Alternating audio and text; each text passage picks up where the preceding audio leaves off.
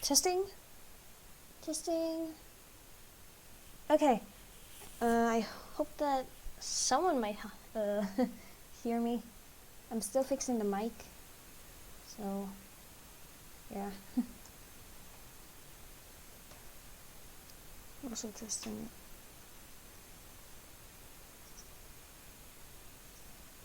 Okay, good. I have my phone next to me just to be checking if the stream won't lag. I just hope it doesn't, because I have been struggling with it for 2 days. I did good on my stream, but the problem is the footage was really laggy and I hate it, so I had to delete it. Then I had to do it again yesterday. It kept on lagging. I tried to fix it, and finally I did some test recordings and I finally fixed it. So I'm really fucking happy. So, if you hear any background noises, then it's definitely right in my room or from my phone. It's because I'm still checking the audio, if you can hear me, of course. And then I have to also turn on the noise of the background, just so that we're clear. So that we just have everything set up. So, I am ready for this. So, as you all saw in the description, I did state my reason for why or what was happening. So that's all that I want to say. Now let's just get started. But if you have some questions for me, then let me know, and I might be able to answer some of them. Let's turn the volume up here. Good old road trips, full of promise and ripe with potential for adventure, soul-searching, and incredible scenery. Or at least that's what you thought before the novelty wore done. As of now, your legs are cramping up, you've exhausted your travel playlist 2 times over, and your stomach is begging for something to eat. On top of all that, you're pretty sure you're lost. Driving through Oregon paints a picture of trees, and more trees, especially on the endless winding roads that you're taking up north. All that breaks the pattern is a sign that zips past with words you're just able to make out. Gravity Falls. I'll be also fixing my mic because it keeps falling off my ear and it's really annoying. So just have to fix that, because it keeps on falling off, and damn it, it's falling off. Oh my god, give me a minute, guys.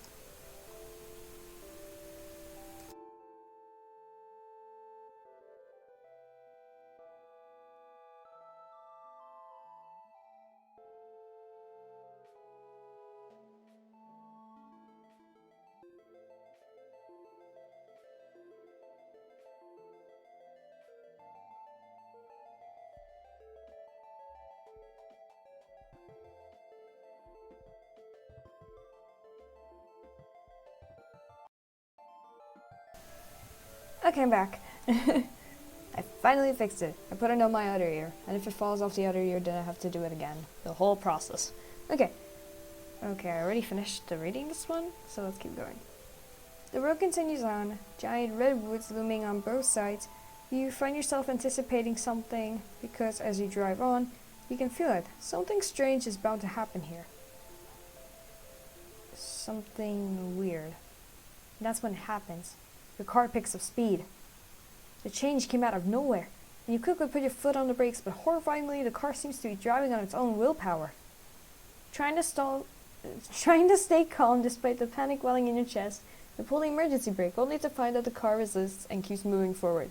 Like something is pulling it. The car begins to rattle, the wheels screech against the country road, and you're screaming until crash. Ooh, these, oh my god, this background is amazing. There's smoke. Why is there smoke? Look, seriously, the art, the backgrounds are really fucking well made. They're fucking good. That's awesome. Okay, I already said that. You cough, fumble for the door, and manage to undo the lock just before the door is wrenched outward from your grasp. Something lands on your shoulder. A hand. Are you alright? A man stands at your open car door. His hand on your shoulder leaves to tilt your head up, and he pulls a flashlight from his coat, shining it in your eyes. 2 blinks, and he lets your chin go. His eyes dart over the rest of you. Looking for injuries, still stunned, all you do is watch. What's your name? I already thought the name out. I was thinking of Ruby or Ivory, but then I was like, nah, let's go with Sylvia. It's a nice name. Oh, they got pronouns. That's good. It's actually a really good thing to put in, like in a game, if it's like that, like some like a something like this, then definitely add pronouns because this could actually be very, very well done. So she, her. Sylvia, I'm Stanford Pines, Ford for short. I would shake your hand, but you look shaken up enough as it is. You seem fine as far as I can tell, but you shouldn't head back out there anytime soon. Where on earth were you driving in such a hurry? You open your mouth to explain when a voice calls from inside the house. Poindexter, this better not be one of your experiments again. I've had this place rebuilt too many times to... The owner of the voice walks out of the house and stops slack-jawed at the side of your car and the side of... You're guessing his house. You must have hit your head earlier because you could swear you're seeing double. Sweet Moses, Ford, you've done it this time. What? This has nothing to do with me. I was testing my magnet gun and it must have pulled this victim of circumstance into the house. I suppose it is entirely my fault. I am incredibly sorry. Oh, reassure him, reassure yourself, cry? Why would I cry? I would reassure myself or reassure Ford. But I would reassure myself. Let's reassure myself. I can't believe this. My car. What's going on? Who are these men? What did this have to happen to you? Everything's gonna be fine. I'm gonna get through this. Hey look, it's fine, alright? Sure there's a dent in the hood from the shack's signage and a crack in the windshield that looks like an ominous triangle. But I'm sure she'll still run. You try to start up the car, but it sputters, but ultimately nothing happens. You feel like crying. Oh. Well, let's call a tow truck for this unfortunate soul here and forget. I'll take care of it. You're right. It is cheaper to tow yourself, Sixer. Get that magnet gun out again. No, Stanley. I'm going to fix this. What? You fix this mess? I figured out a few alien vehicles in my time. Nah, you kidding me? It takes some sort of miracle worker to bring this baby back to life. And this miracle worker is on vacation. Stanley, a moment? Sorry. Okay. So I might be doing some voice acting, like on my own, for this. I just hope it doesn't bother anyone. But it will be if I want to, so I might be doing some voices here and there, so I hope nobody minds. Ford and Stanley turns away and you're left to your thoughts. Who can anticipate a car accident like this in the middle of a road trip? You can take care of the car, but how are you going to get home? They run buses out here, right? So you take a bus out of here and then... Ford clears his throat, shifting a little awkwardly in place. Seems like they finished their talk. So there are a few options. Remember, the Stanley here could drive you out to town to find a place to stay for the night, or you could stay the night here. We have some maps and information you can look at in the gift shop, and in the morning we can help you with your car. What do you say? Just as you're about to answer, another high-pitched voice comes from inside the house. Uncle Stan, picture this. A whole week of... Oh my gosh! The girl that... Mabel! The girl that runs out of the house comes to a halt at the side of your car. Oh great. Uncle Ford? Why is it that everyone automatically thinks I'm at fault? Well, this time it is my fault, but I've invited Sylvia here to stay with us for the night. If she'd like, I'm sure I can fix this. I just have to figure out how. Stanley sighs. I can take a look. Being on vacation is pretty boring, and the old Stanmobile hasn't needed a tune-up yet, so it wouldn't be too bad to work on something in the meantime. Thank you, Stanley. I'm sure I can put something together from the gadgets I have lying around if you need any specialized tools to help you with the job. And let me introduce myself. I'm Mabel. You can ask me anything. I pretty much know everything there is to know about this place. Well, wait, hold on. I haven't even said anything yet. I appreciate your offer to let me stay and to repair your car. Yeah, it'll be good as new in my hands. I mean, look at my Stanmobile. She's been through the ringer who knows how many times, and she's still a beaut. He points at a red car parked a distance away. You can't really see how beautiful it is at this distance, but he sounds really confident. Well, this turn of events is fortuitous or suspicious. Let me just, I have to take a sip.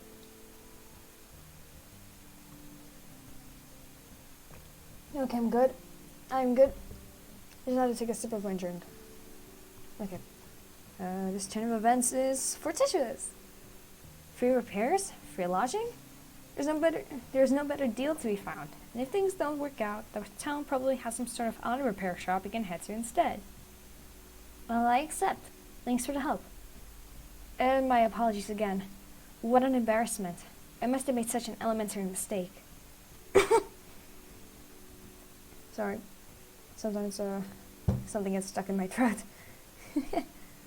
As the Pines lead you inside the house, Mabel leaves her number in your phone for you to call whenever. And you find out that Ford's twin goes by Stan. As far as the house, but just outside the door, that door is the mystery shack. Hey, have you ever been to the mystery shack before? I wanted to, actually. I saw a bumper sticker while I was on the road and got curious. You're interrupted by a loud, triumphant, "Ha! Those bumper stickers were a good investment." And Sixer says they're too plain and graphically simplistic and don't even have an address on them, Stanley. How is anyone supposed to find the place? To attract customers. Sixer, did you hear that? Well, they are graphically simplistic.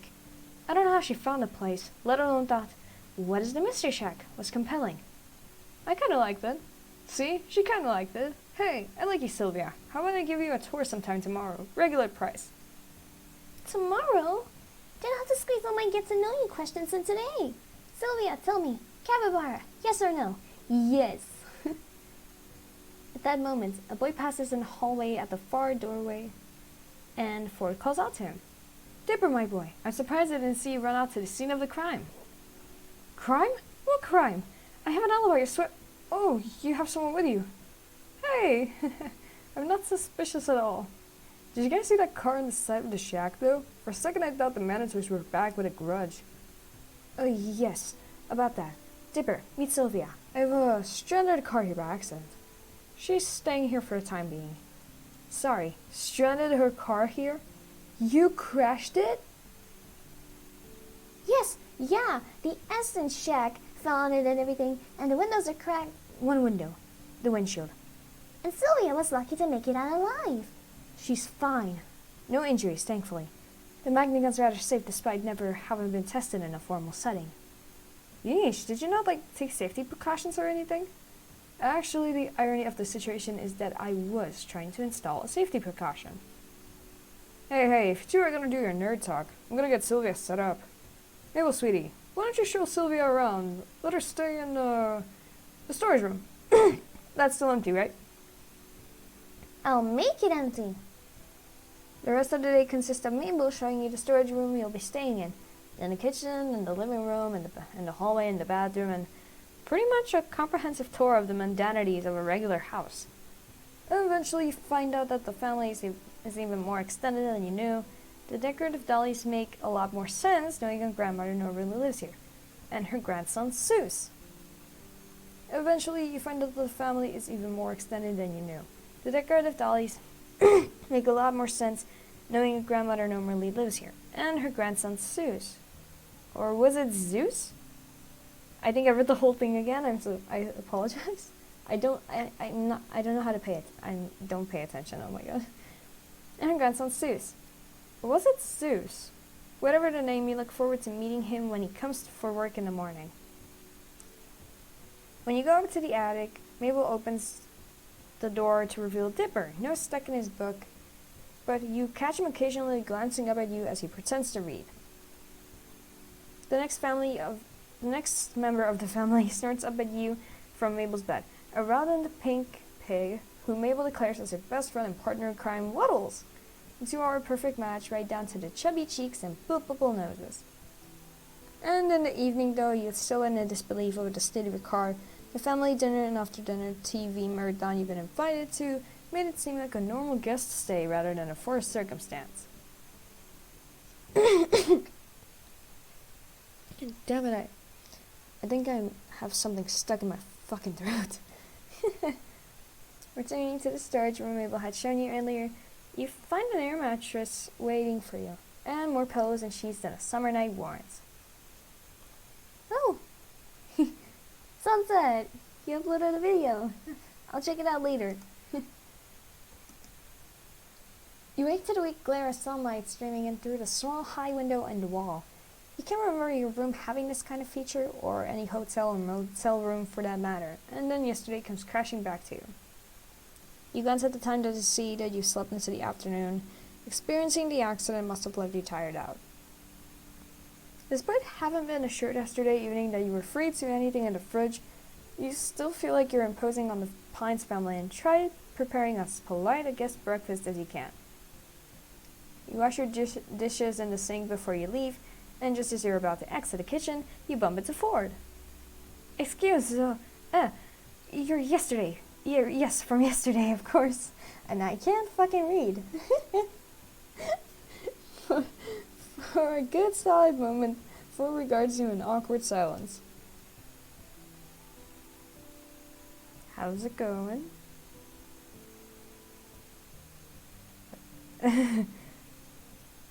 Ford clears his throat. I believe Stanley's taking a look at your car outside, if you want to be there for it. You give a nod and make a leave for real this time, when Ford speaks up again. And Sylvia? I'm sorry again for the accident. If I'd been smarter about... Well, let's just say it's entirely my fault, and you shouldn't worry about this at all. When it comes down to it, Stanley does have a knack for cars. I predict he'll be back on the road in a matter of weeks. Weeks. You can't keep the dismay off your face, and can't really bring yourself to try to either. What am I going to do with weeks? Ford, who's gone kind of uncomfortable and closed off when your face fell, recovers at the prospect of a question he can answer. Well, there's the town tour, of course, and the mystery shack. But if you ask me, all that pales in comparison to... Hold on, do you hear that? Ford turns to the kitchen doorway to investigate. The sound comes again, and this time you hear it as well. The squeal of a pig, followed by a pair of quick footsteps running down the stairs. Waddle stumbles past the open kitchen doorway, and Mabel comes into view soon after, a few sheets of paper clutched in hand. Ford steps quickly out of the kitchen, and you follow to the doorway, getting there just in time to see the apparent tug of war between Mabel and her pig over a saliva-covered sheet of paper. Apologies. Okay. The paper rips, and after nearly toppling backward from her efforts, Mabel recovers, snatching the scrap of ripped paper from Waddles' jaw and lifting both pieces up victoriously. Haha, Mabel wins again. Now I just gotta find Uncle Ford. Ford, who'd run forward and held a hand out to steady this energetic child when she's been in danger of toppling over, now finds a number of crumbled sheets of paper shoved into his hands. Mabel tugs urgently at his coat. Uncle Ford, you have got to help me. Ford kneels down to face Mabel with a serious, though concerned look. Slow down, Mabel. What's the matter? Dipper found a stack of pages from your old journals, and I walked in, and Waddles ran up and started eating one, and he must have been chewing on it to warn me. Uncle Ford, because look. Mabel takes the ripped halves of paper back from Ford's hand and joins them together, holding it up for Ford to see. I see. And you took it as a warning? Yes. It says here that it eats small dogs, and Waddles is a small pig, but he sort of looks like a dog from far away, and Waddles must have feared for his life. Waddles seems to second this notion with a snort, or not, as it seems the pig is lounging adorably a short distance away in the hallway. You can't imagine what this dangerous predator could be.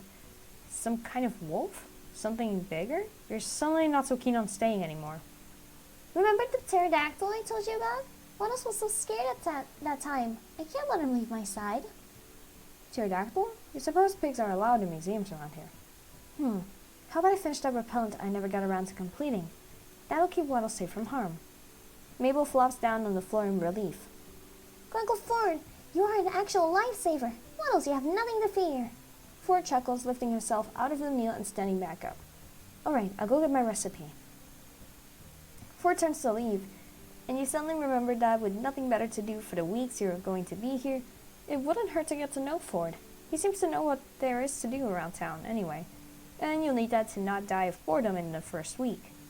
Or more pressingly, you could go check on your car and see what Stan's made of it so far. You're not exactly eager to face seeing your car in the side of the house again, though. What should you do? Get to know Ford or check on your car?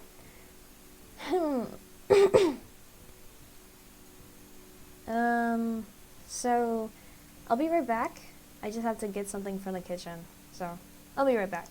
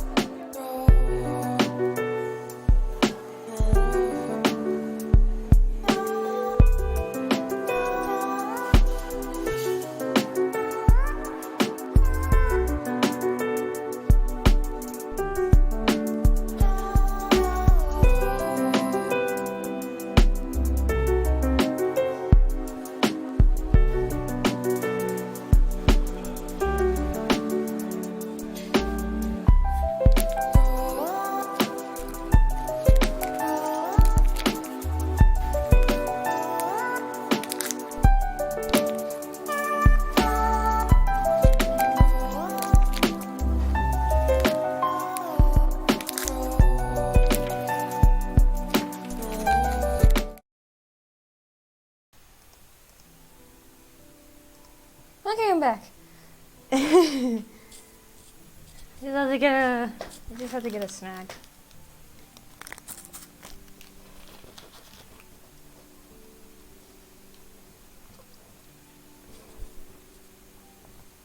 And while I was doing that, I was deciding what should I do.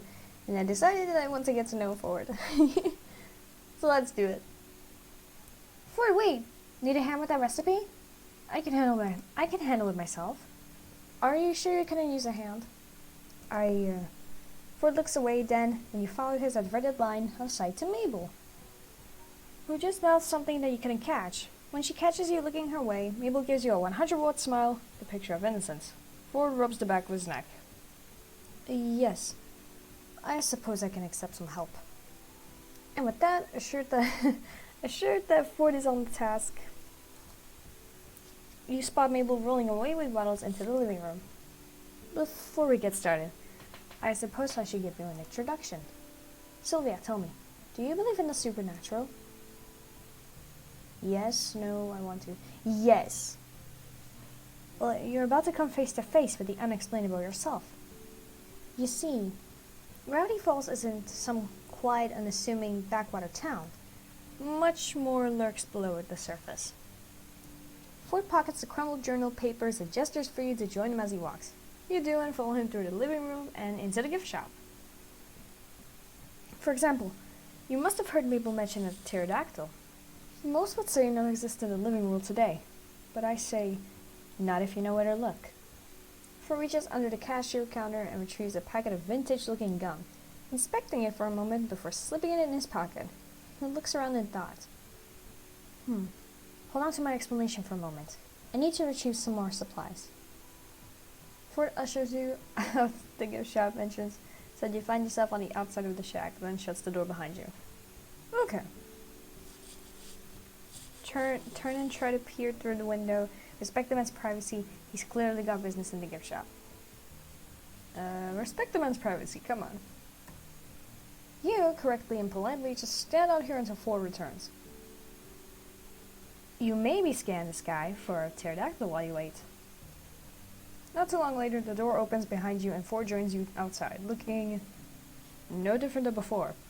He must have stored whatever supplies he went to retrieve in his coat, but the trench coat falls too naturally on his figure for him to be hiding much. Where were we? Ah, yes. Ford pulls a pen and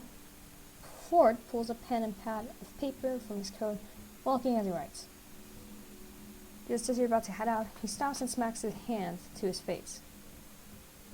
Or smacks a hand to his head? I can go back, so he stops and smacks his hand to his face. Okay, I said that right. Oh shoot, 1 second. Ford hurries back to the house, realizing he forgot one important component to this adventure. A butterfly net. Before you get a chance to ask, he strides out ahead of you, obviously in no mind to tell you what is for quite yet. The pair of you walk past the shack and down a well-worn path through the trees surrounding the house, suddenly peeking between the pines. He double-checks what he scribbled onto the paper and tucks it back into one of his coat's seemingly infinite pockets. He stops and turns to face you with a definitive nod. My recipe for repelling called for a spray of lavender, 2 thin slices of ginseng, a drop of bad blood, a chunk of amber, and 3.5 milliliters of ink. He pauses, staring down at the pad in thought. Obviously, I already have all those components on hand. All except for one last ingredient. A single moth's wing. From Mothman itself. You can't help it, you gasp. Ford glances at you, and you think you see a hint of a smile before he turns back to the path and continues along, wind ruffling through his hair. You see, Mothman is the very creature on that page that Waddle seems to fear. Using a piece of itself should ward it away, or at least lead it to believe that Waddles isn't for eating. I would have already completed the repellent years ago if I had managed to collect that wing. Was it too difficult? Well, I just never got around to it. Besides, Mothman used to combat at this lab I had laid out in the backyard. It seemed like such an innocent hobby that I never had the hearts to chase it off. But if this brings Mabel and her pig a peace of mind, then the time has come to finish this. Sunlight filters in through the trees, causing dappled shadows across Ford's coat as he leads in front of you. Okay. How much further are we walking? How do you know so much about this stuff? Wait for him to speak. How do you know so much about this stuff? I study anomalies. Anything unusual, strange, and just plain weird. And I began my research in this town because it was and remains a hotbed of paranormal activity. I made this exact trip years ago, though at the time I had no idea where I was going. It was just dumb luck that I managed to tail Mothman back to its cave from my backyard. Navigating the forest by moonlight is poetic, but not advisable. I forgot there's a sound patch to this game, and I fucking love it. I love the sound patch. I made plenty of other discoveries as well, from fairies to gnomes to amalgams of creatures who were never meant to cross to... Oh wait. Fur reaches into his pocket and pulls out the slightly crumbled pages Mabel had pushed into his hand earlier, smoothing them out and shuffling through them. Take a look at these. They're more definitive proof than just my word. You accept the pages from him and find that they are scanned pages from some sort of journal. Just as you'd heard Mabel say, fluid cursive tales of Mothman, beard cups, campfires, and more. Ford gestures to them and explains. I detailed my discoveries in a series of research journals. The remaining pages at least. I wonder where Stella is keeping these. You drew these? Were any of these creatures ever dangerous? You must have gotten up to some pretty crazy stuff back then. That's one way to put it. Only took 6 years for me to get it over my head. He takes a silent moment to look away from her gaze, seemingly in bittersweet remembrance. You drew these? Yes, of course. Who else? We're so photorealistic, I like the line work. These ink washes look so masterfully executed. Give an ambiguous nod of acknowledgement. I've seen better. They're so photorealistic. My work now is far better, but I appreciate the compliment. Despite his understated words, Ford looked surprisingly pleased. Were any of these creatures ever dangerous? Oh, extremely. Some were worse. Dangerously annoying. Though Ford seems to find his own comment amusing, he doesn't fail to notice your unease. I do have weapons in case things escalate. There's no need to worry. You brought weapons? Not many. I have a stun gun, my fists, and my sharp wit. I feel safer already. You didn't bring your magnet gun? Ask him about these creatures. You didn't bring your magnet gun? I thought it would be prudent to leave its magnetic fields alone for a while until I have the time to optimize it. You see, I was trying to widen the area of magnetic influence, but it's been a while since I last worked with the gun.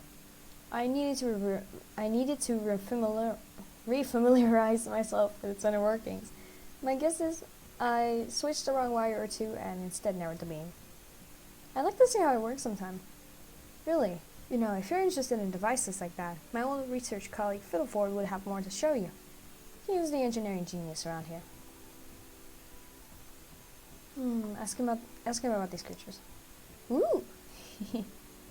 7 options. Each have their own answer. So about this leprechaun, or leprechaun. 4 groans. You wait for further answer, but that's it. You must be really disgusted in that. You must be disgusted in the leprechaun. You mentioned gnomes? Other places have rats, mice, or insects as house pests. We have gnomes. Picture your typical garden gnome, but more disturbing. They're already disturbing enough. Even in real life, Jesus. They look so real. Gravity Falls is home to giant vampire bats? Giant fruit bats, actually. They were among the first to teach me not to judge a creature by its reputation. I only realized they were harmless once I got bitten by one. Well, no, that still sounds pretty bad. It actually healed quite fast. I attribute that to the health kick I was on soon after. I already asked these. Sorry about that. I'm just also paying attention to the noise in the background. You mentioned a Gremlobin? Gremlob... I can't read that, I'm sorry. A rare specimen that I've since steered clear of when accompanied by others. Though if you want to see one in person, I'm sure it wouldn't hurt to walk into that situation again for the sake of education.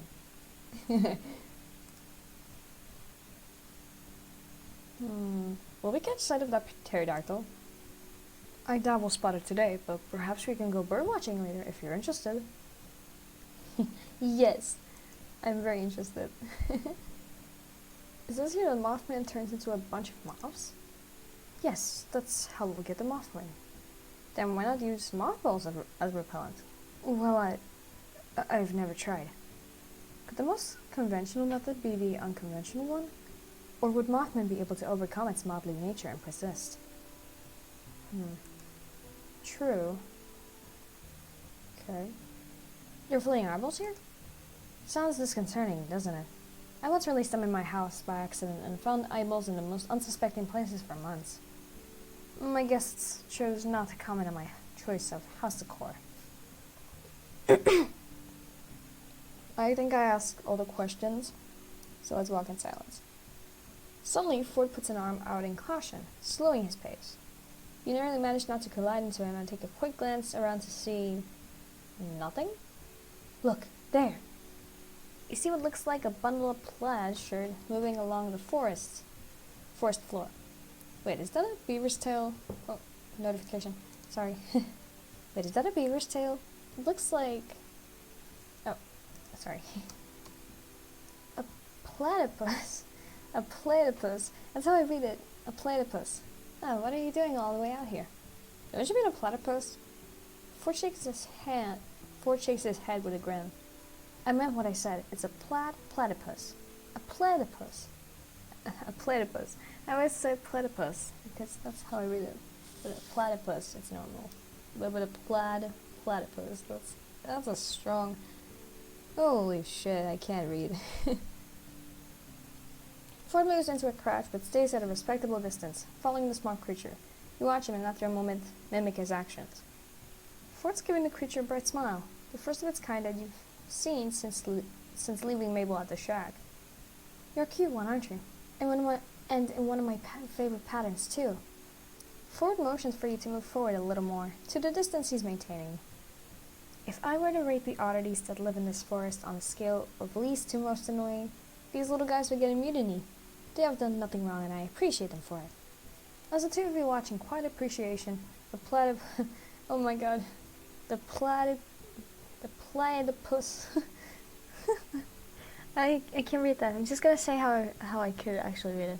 The platypus embells into the underbush and vanishes from view. What a cute little guy. The two of you continue deeper into the forest. The flowers seem denser now, and you look through the treetops for a glimpse of the sun, which has by now dropped low in the sky. It had already been getting late when you left, but you hadn't thought Mothman would be this far out. Almost as though he read your mind, Ford answers for you. Mothman is rather reclusive, and as such, lives deeper within the forest. Oh my god. Another notification. A fake ad. And a scam, it is. Okay, I'm sorry. And as such, lives deeper within the forest than bolder creatures like the gnomes. Are you alright? Huh? That is, are you tired at all? I should have asked sooner. It's just been a long time since I've traveled with anyone new. Stanley tends to speak his mind without my asking. I'm fine, really. I'm glad to hear it. Still, we have some time until sunset. Let's wait here in the meantime. Ooh, okay. You mentioned traveling with Stan. Is this what you did for fun? Wait, why wait until sunset? You mentioned traveling with Stan. I suppose it wouldn't do any harm to tell you. He says that, but the tone of his voice says he's been dying to tell someone for months. I've been sailing with Stanley around the world, chasing after hotspots of anomalous activity. He seemed to view it as a vacation, but I saw it as a chance to pick back up on some serious research. I've been rather eager to break the news of what we found to the world, but I must first organize my findings. And if I'm honest, I still need some time to get back in the swing of things. It must be strange to come back home after traveling so long, huh? More than you know. Ford laughs, shaking his head behind his glasses. His eyes are downcast, almost sad. He wants to ask, but decided to stay silent. Oh, I need a break. I need a break from reading. I need a drink.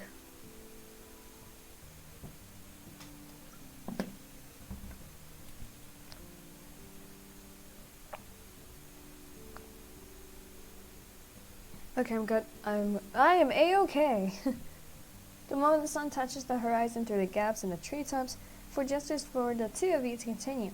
You hadn't noticed, but you've been resting within short distance of a small clearing that holds a cylindrical stone marker.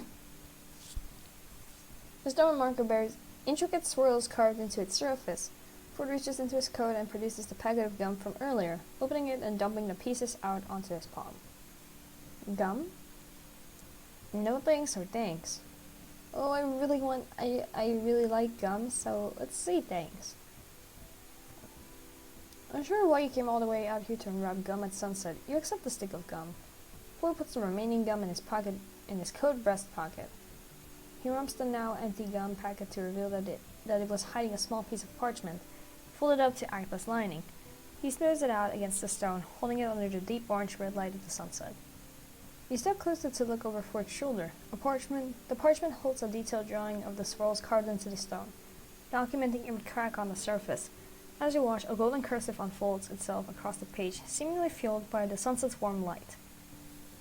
Ford reads the words as they appear. Such a place the mothman do rest, but please do not disturb his nest. If kindness be something no bereft. If I read some of the words wrong, then I apologize, because sometimes the words are really difficult to read, so that's that's all I had to say right now.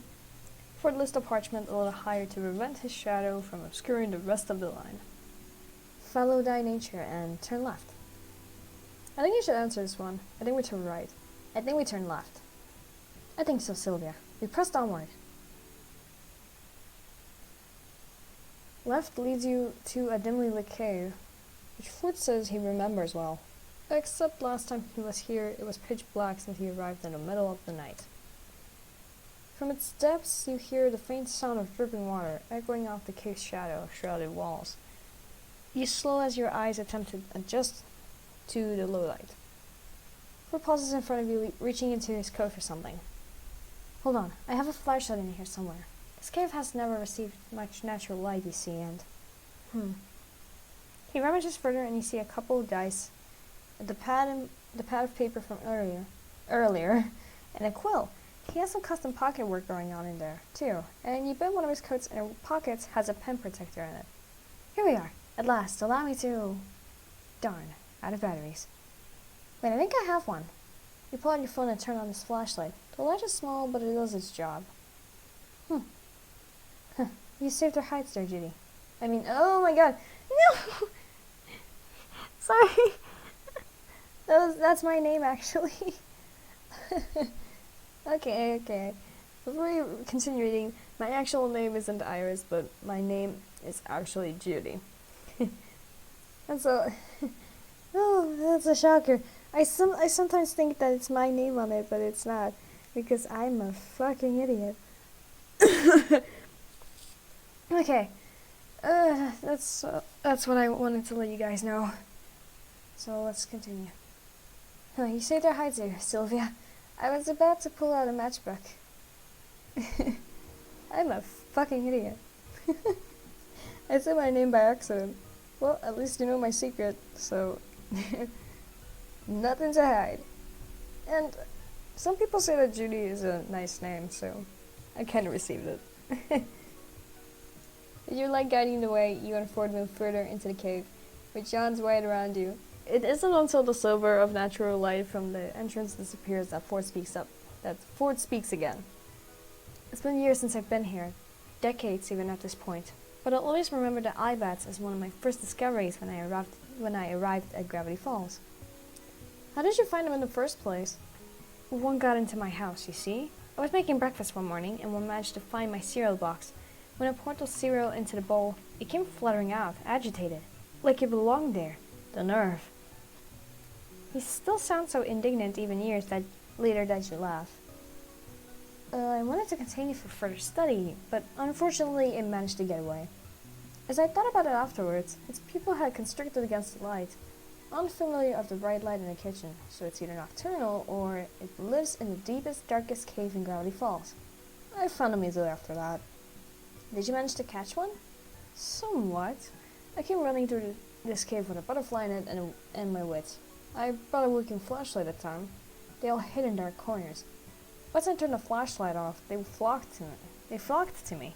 I caught any of them that day, but it reminded me of the stealth uses of the rapid sound of clicking claws against stone startles you, a shiver running up your spine. The dark. You turn off your light, Ford taps your shoulder and gestures for you to keep moving forward. And eventually, the narrow passage widens into a large room. The darkness shrouds the source of the dripping water from view, but as your eyes adjust, you squint to see a strange winged shadow. A shadow with eyes that glow red in near darkness like rubies. Your breath catches in your throat as the realization comes over you. Ford is apparently fairly close to you in the room. You find when he speaks a few inches from your shoulder, you catch the shadow of his arm swing out in a wide arc, like he's introducing you to Sylvia. I'd like for you to meet the Mothman. He whispers, but even in the dark you see him grinning excitedly at you. Ford looks between you and the Mothman, apparently hoping for a dramatic reaction. Your speechlessness seems to satisfy him. Don't worry, it hasn't noticed us yet. Sorry. Zampatch always gets me. It's fucking adorable. Here's the plan. You make contact with Mothman and he pulls out a butterfly net in a large lidded jar. Now where that one came from, within his coat of mysteries, is lost to you. We'll capture one of the 100 moths that comprise it. Ooh, traces. Wait, I get to touch Mothman? The Mothman? You're heading in with a butterfly net? Seriously? Isn't this a little dangerous? Can you do it? I'll take the net.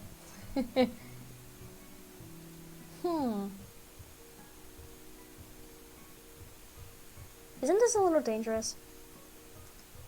As long as you stick with me, no harm will come to you. Trust me. Remember, even just a light touch is enough. You still yourself awaiting for its signal. He waves his hand and walks you forward, and then it's up to you to decide how to, make contact. Oh, the music changed. Awesome. Approach with stealth, run straight for it, run around back to its blind spot. Run straight for it.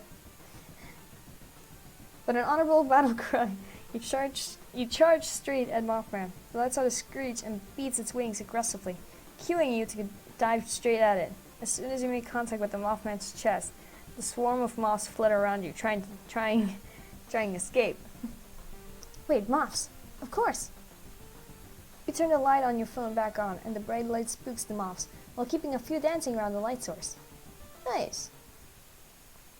You walk slowly back to Ford, who sees the remaining moths fluttering around the phone in your hands, and put the butterfly net back in his coat. He gently brings the jar over one of them and screws it open. And screws it... Wait, what? What is it? It screws it closed. Sorry. My apologies. I sometimes read the words wrong. Well done, Sylvia. That wasn't too hard, was it? Ford pockets the jar, and you turn off your phone's light, releasing a few remaining moths back into the darkness. That was amazing! Ford laughs, brushing dust and dirt off his trench coat. You could say that. Our completed repellent is within sight. Let's head back. Ford turns to leave the cave. He looks calm and content. You, on the other hand, are buzzing with energy under an adrenaline rush. Should you go for a high five? Yes. Oh, look at this. Look at the art. It's so beautiful. You raise your hand in a universally understood offer of a high five. Ford pauses, then grins, high-fiving you. or rather 6. And you and Ford finally reach the cave entrance. You find the forest that you'd left in the dying light is now awash with a silvery glow. A gap between the leaves overhead provides a view of the night sky, along with a long string of stars. A few more steps and the Milky Way comes into view, looking as if it's here across the fabric of the sky. Ford notices you looking. See something? The pterodactyl doesn't usually come out this late, but being a prehistoric creature, its behavior is rather unpredictable. I've never seen the Milky Way in person before. It looks amazing, isn't it? It's remarkable when you can see without light pollution from the city. Here on the outskirts of town, you can see a good portion of the Milky Way every night. He gazes up into the night sky. A whole year has passed, yet it still feels strange to see a sky I recognize. What? Oh, traveling. You know, I was in a different part of the world. You both stare up at the sky in a comfortable silence for a few more moments. The quiet of the forest settles in, along with a distant sound of flowing water, and you find yourself surprisingly glad that Ford had accidentally pulled you here. If this is one of the moments you get to experience. Out of the corner of your eye, you swear you see Ford looking at you instead of up, but when you tilt your head back down, his attention is elsewhere. Eventually, the two of you come to a wordless mutual agreement to continue on, and you're walking again. You have to show me the other creatures that live here sometime. I'm glad you said so when you look over it and find that Ford looks pleasantly surprised to hear it. His chest puffs out with pride. Of course, maybe we'll even get the spot to hide behind, or tag along with Dipper when he next visits the multi-bear. The what? Ford taps his temple, grinning. You'll have to wait until I show you to find out. I'm holding you to that. We have some time left before you get back, if you're up for another walk. You must make a face because Ford looks back at you and laughs. We're not far, I promise. I just thought I might answer a few of your questions, if you have any. Forget the questions, I'll sit back. Actually, I do have questions. You must stay in great shape if you do this all day. You know, actually, this sort of thing isn't part of my exercise regimen. Ford turns left at the snow marker towards the sound of the river, and sure enough, after a while, it comes into view. The moonlight illuminates the water as you walk along it. After following the river for quite a few minutes, the shoreline expands into a small round lake in the center of a clearing. Overhanging it is a large flat rock, the kind that could be used as a less than effective diving board in times of emergency. The emergency being that one just had to jump into the lake. However, neither yourself nor Ford really look in the direction of the diving board. He leads you towards the edge of the lake where a relatively flat boulder could substitute for a bench, and the two of you take a seat. Ooh! More options! Wait for him, ask Ford about the stars, ask about staying, ask about the mystery shack, ask about his family, ask about other creatures, and Gravity Falls. Let's ask about his family. Who is Seuss? Ah, the handyman, Seuss. He's, well, I'm still not sure what he does exactly, but Stan gave him the rights to conduct his business with the shack. So he spends his days giving out tours, selling merchandise, fooling the townsfolk, giving no refunds, and the like. I may not have been around the original Mystery Shack very often, while Stan was still running it, but I believe Seuss is doing the branding good. So, what is Dipper like? Dipper is very intelligent. In many ways, he reminds me of, well, myself. Last summer, he found the research journals I mentioned, and instead of overlooking them, made some impressive contributions of his own. He has since started his own journal, and I look forward to see where life will take him. He's made me prouder than I can say. What is Mabel like? In short, a force to be reckoned with. She radiates charm and positivity, and has depths of determination I can only guess at. You'll find out for yourself, most likely. It's hard not to wake up one day and find yourself her friend. Perhaps you already are. He wiggles his fingers spookily in the air and you laugh. I don't doubt it. So what is Stan like? Stubborn, foolhardy, a liar, and a cheapskate. But a true hero at heart. There is no one else I'd rather call my brother. Ask about the Mystery Shack. Ah yes, the Mystery Shack used to be my house. Once upon a time, and now it's a tourist trap.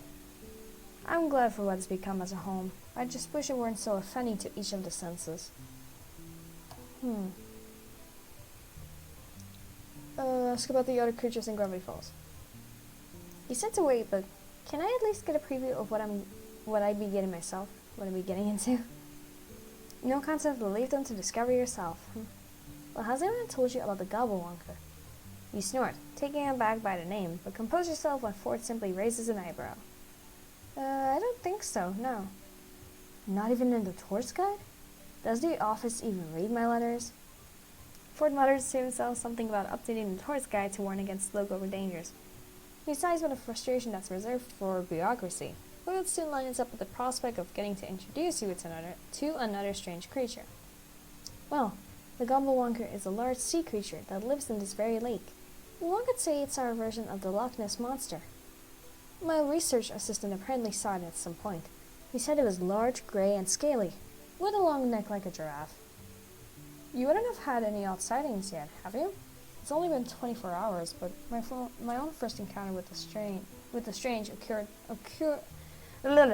I can't read. Occurred shortly after my arrival as well.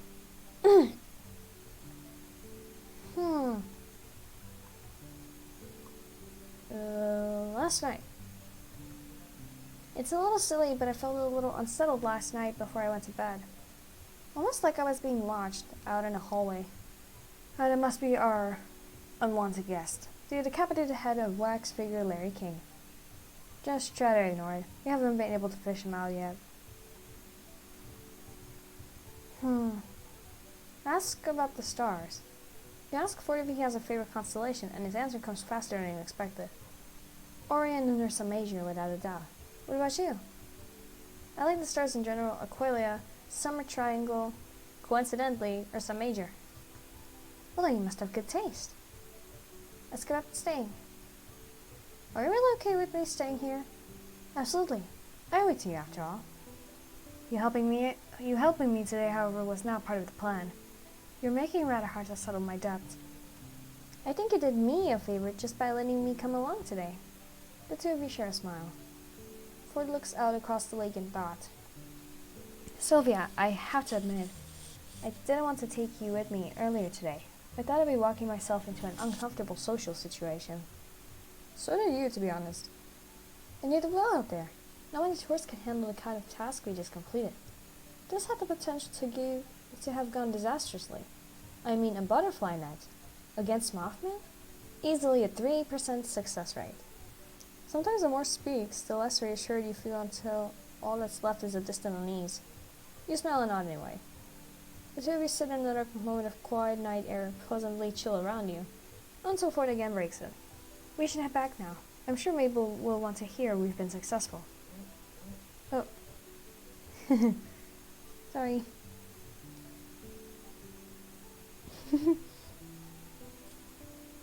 Oh my god!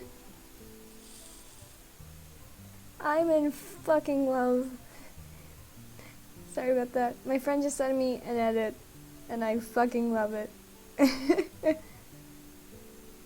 Oh my god. I fucking love this edit. Thank you. Okay. Let's continue. You stand and give Ford a hand up from the makeshift bench. Ford takes the lead again, and soon you're no longer able to catch sight of the lake when you glance back. Ford gradually adjusts his pace to yours, walking side by side with you in companionable silence all the way back to the shack. Almost there. You recognize from the incredibly flashy signs toting phrases like "Mystery Shack this way" and "Sasquatch to your left" that you are extremely close to arriving back at the shack. As you and Ford leave the tree line, you see the bright lights shining on the porch. You make out the faint outline of the kids' shadows as they run through the house and emerge in the attic window, and Mabel pushes it open, leaning out. Uncle Ford! Finally! You guys took so long. I had time to cover waddles and macaroni. Why would you do that? I have my reasons. Did you get the thing? Yes, and I'm coming inside so we can stop shouting. So over there, come along. You got a pig to save. Ford strides into the shack, a man on a mission. You grin and follow, but not before taking one last look at the night sky. Yeah, maybe your stay won't be too bad after all. Back inside the shack, the grand conclusion to your expedition to the Mothman's cave is spritzing Mabel's pig with a newly finished detergent until the poor piglet reeks of lavender. You see Mabel and Dipper head up to bed looking sleepier than usual as a result. Something about lavender is so soothing to the senses that you crash out fairly soon afterwards, face first on your makeshift bed. What?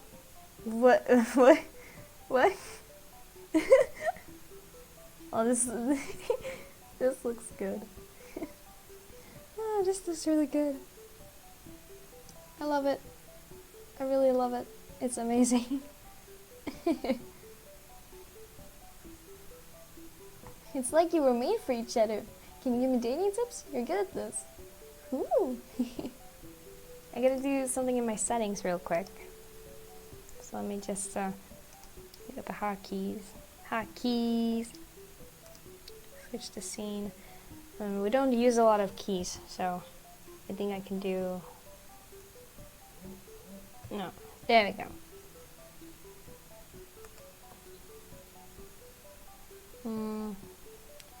Just gotta do something in my settings. I just gotta, every time I have to switch to a scene, then at least only keeping these two because this scene I don't have to do.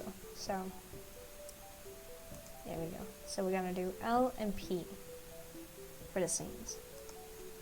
Yes, save it. There we go.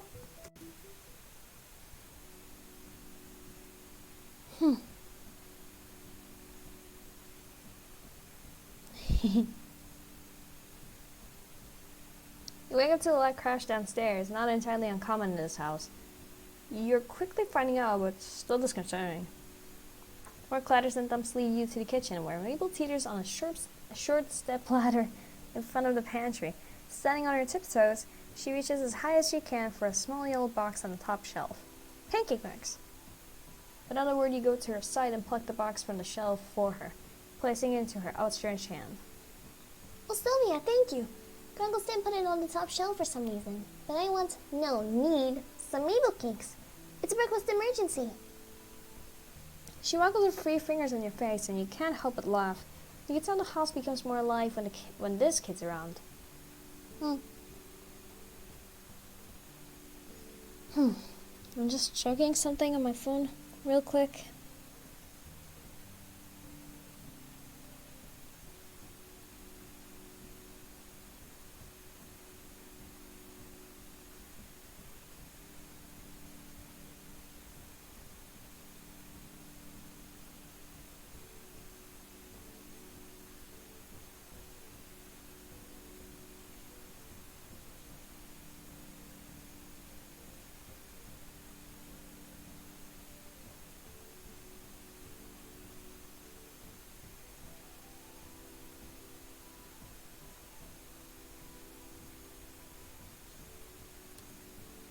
Okay, I'll be texting and continuing on, so I'll be doing two things at once.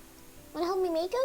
We only need chocolate milk, coffee, pink food coloring, and pot of oils to make this breakfast dream a breakfast reality. As delicious as it sounds, you're inclined to ask where the coffee comes into the mix when you realize the house is suspiciously quiet, and so am I because I have to focus. I cannot mess up the reading like I did, and I cannot mess up my name again.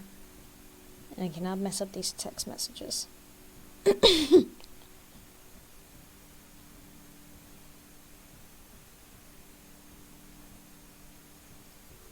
I'm good. Mabel, where is everybody? Oh, Grunkle still needed stuff for your car, so he went to go get Mickey Ticky stuff for that. I think Grunkle forward's somewhere. He heard the abominable Broman was trying to steal soda from campers, so he went to help them out. Yep, that's where he went. Totally knew that. So they left you guys to make breakfast on your own? You don't know the family well enough to yet. You don't know the family well enough yet to know this is commonplace. So the idea of leaving two teenagers alone to fend for themselves seems fine, if one of the teenagers wasn't Mabel anyway.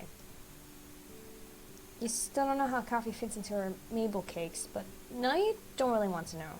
Dipper attempts to hide the pancake mix from Mabel while she's grabbing the chocolate milk from the fridge. Apparently, he doesn't want to find out either. Mabel, well, your Mabel cakes sound absolutely divine. Why don't we... Quick, think of something so you don't hurt her feelings. Go out for breakfast or Dipper, can you cook? Oh, God. Dipper, can you cook? Maybe Dipper can help you make something different? We should save the Mabel cakes for another day. A more special day. But Sylvia... Mabel, still standing on the stepladder, reaches up and squishes your cheeks together, her wide eyes staring into your soul. Every day is a special day with Mabel cakes. Go out for breakfast? Is there somewhere we can go to go out to get breakfast? Breakfast. I cannot read. I'm out of breath. Gotta take a sip. Gotta open it first. I finally fixed my stream, of course, but I am out of breath, as always.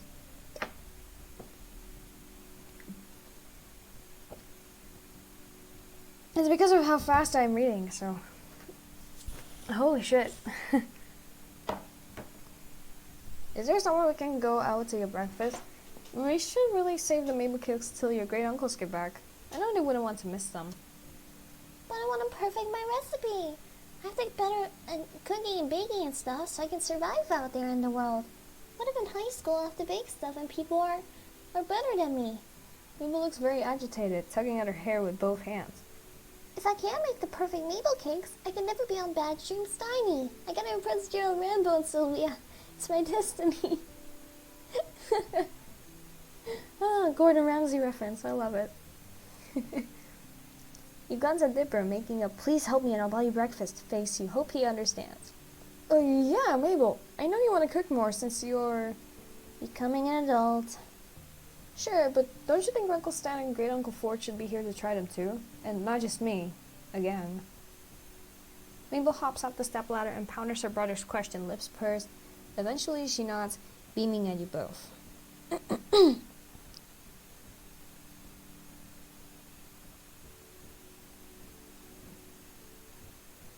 Okay, I'm good. You're right, Dipper. I can't deny that experience. You give Dipper a thankful smile over Mabel's head as she puts the ingredients back in the refrigerator. He grins back at you, rubbing the back of his neck. You wonder if he got that from one of his grunkles. That's clever, now that you think about it. Great plus uncle to make grunkle. Saves time on syllables. You should go to Gracie's. They have some of the best pancakes there. With like 3 different kinds of syrup if you ask Lazy Susan nicely. Yeah, it's not super far. Let's go. The kids are about to head out of the kitchen when you realize something. Wait, aren't you going to leave a note for your grunkles about where we're going? Alright, good call. Dipper scribbles out a note for Stan and Ford and sticks it on the front door of the shack with one of Mabel's stickers. The kids led the way towards the town, explaining various landmarks, and the wild and wonderful stories attached to them along the way.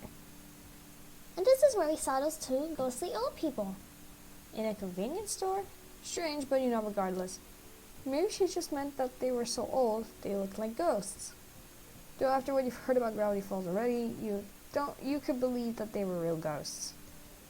Dipper points out to the diner in the distance, a log-shaped building on top of a train cart, and the 3 of you head inside. You soon realize that the kids know just about everyone in this town. Several people, young and old, wave at them as the 3 of you find the table. And you get the feeling that they're almost famous in Gravity Falls, though you're not entirely sure why. You're pretty cute, though. Mabel blows the paper wrapper of her straw at Dipper's face, and he retaliates by swatting her with a laminated menu. Oh my god. Why? Why would you do that? An elderly woman in a pastel pink waitress dress comes up to the table, and you catch the name of her tag, Susan. Hiya, kids and stranger. What can I get for you? Pancakes and all 3 syrups for me, Lazy Susan. Same for me, actually. And my mic is falling off. Damn it. I gotta switch it to my other ear. There we go, I'm good. Lazy Susan turns to you, notepad in hand. What will you get? Ooh, pancakes, waffles, or scrambled eggs and bacon. Eeny, meeny, miny, moe. I don't know how it goes. I'm just gonna say... no, I'm just gonna say scrambled eggs and bacon. Come right up, sweetie. Lazy Susan winks with her good eye, of course, and heads to the back of the diner. The wait for your food to arrive feels longer here than most, mainly due to Mabel and Dipper using this time to interrogate you. At first it's somewhat intimidating. You literally crashed into their house and started hanging out with their great-uncles, so they have lots of questions. Once the irrational fear of two 13-year-olds fades out, you recognize their interview for what it really is. They care about their grunkles.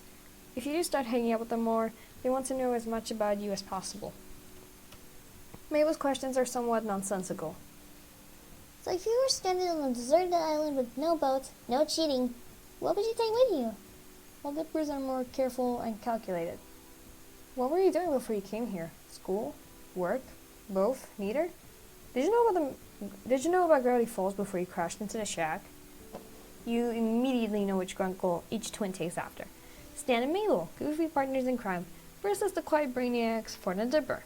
It's an intriguing contrast, especially now that you're thrown into the middle of the bunch. But as the twins race to see which syrup bottle drips into their mouths the fastest, Dipper's blueberry syrup beats Mabel's classic maple by half a millisecond, you swear on it. You know that these kids do a lot more for their great uncles than just be cute counterparts. And another notification. Sorry.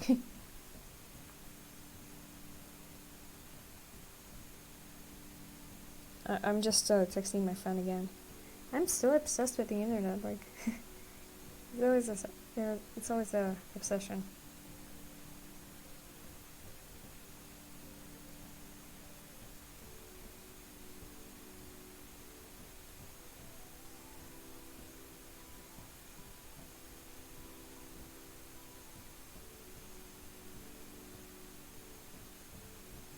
The music is really good, I love it.